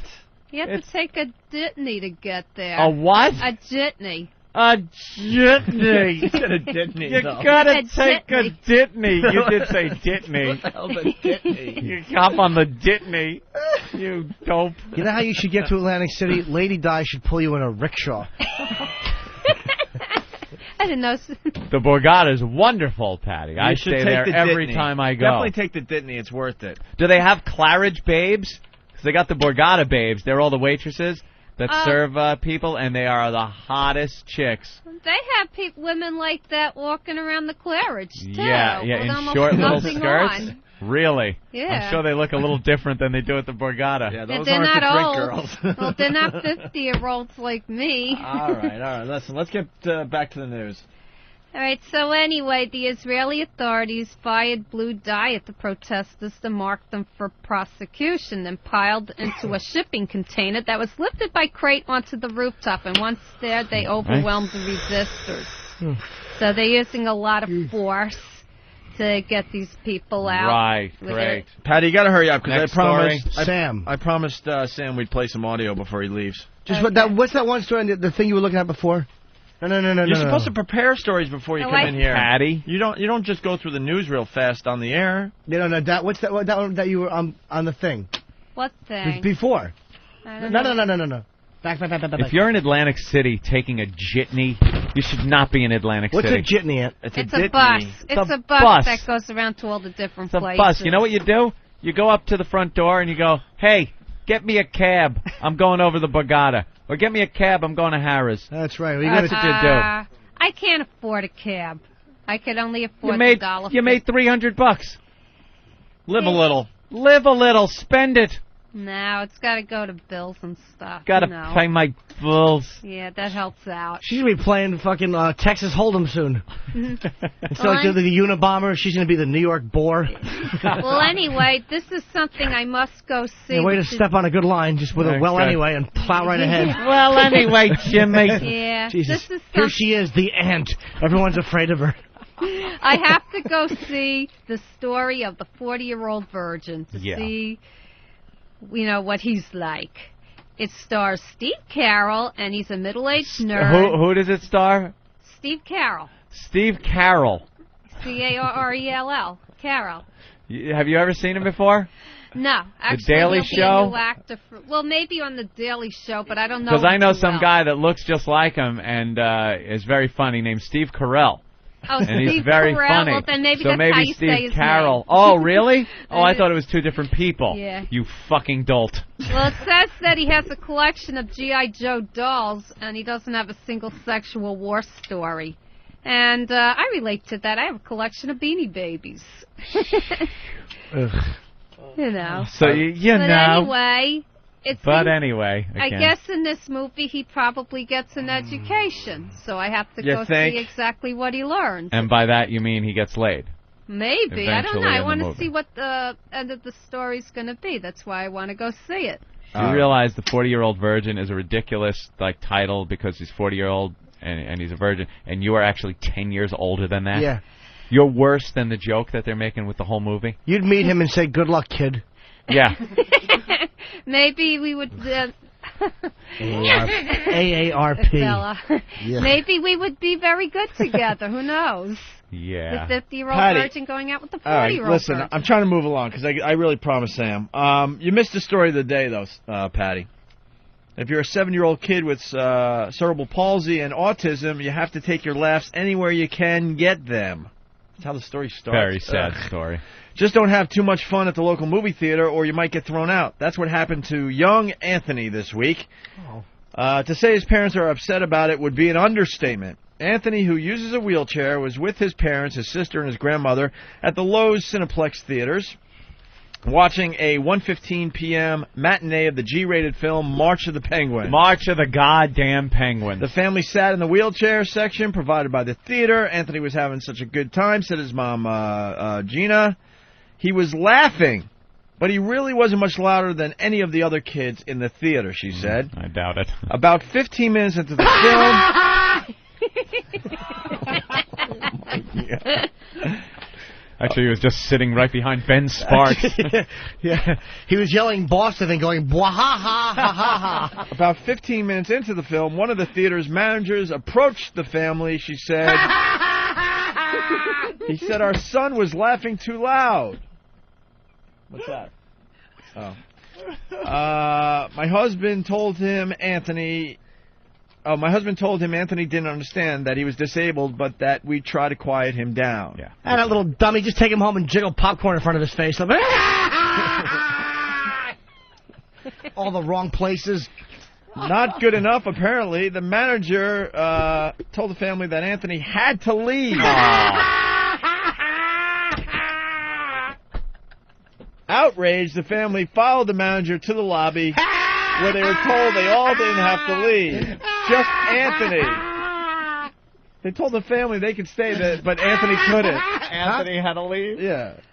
Oh, that's so sad. The mom said, I said to him, "What are we supposed to do, wheel him outside and leave him there?" Don't let me leave. Was he sitting behind Nick Nolte and his family in Cape Fear? You're stupid.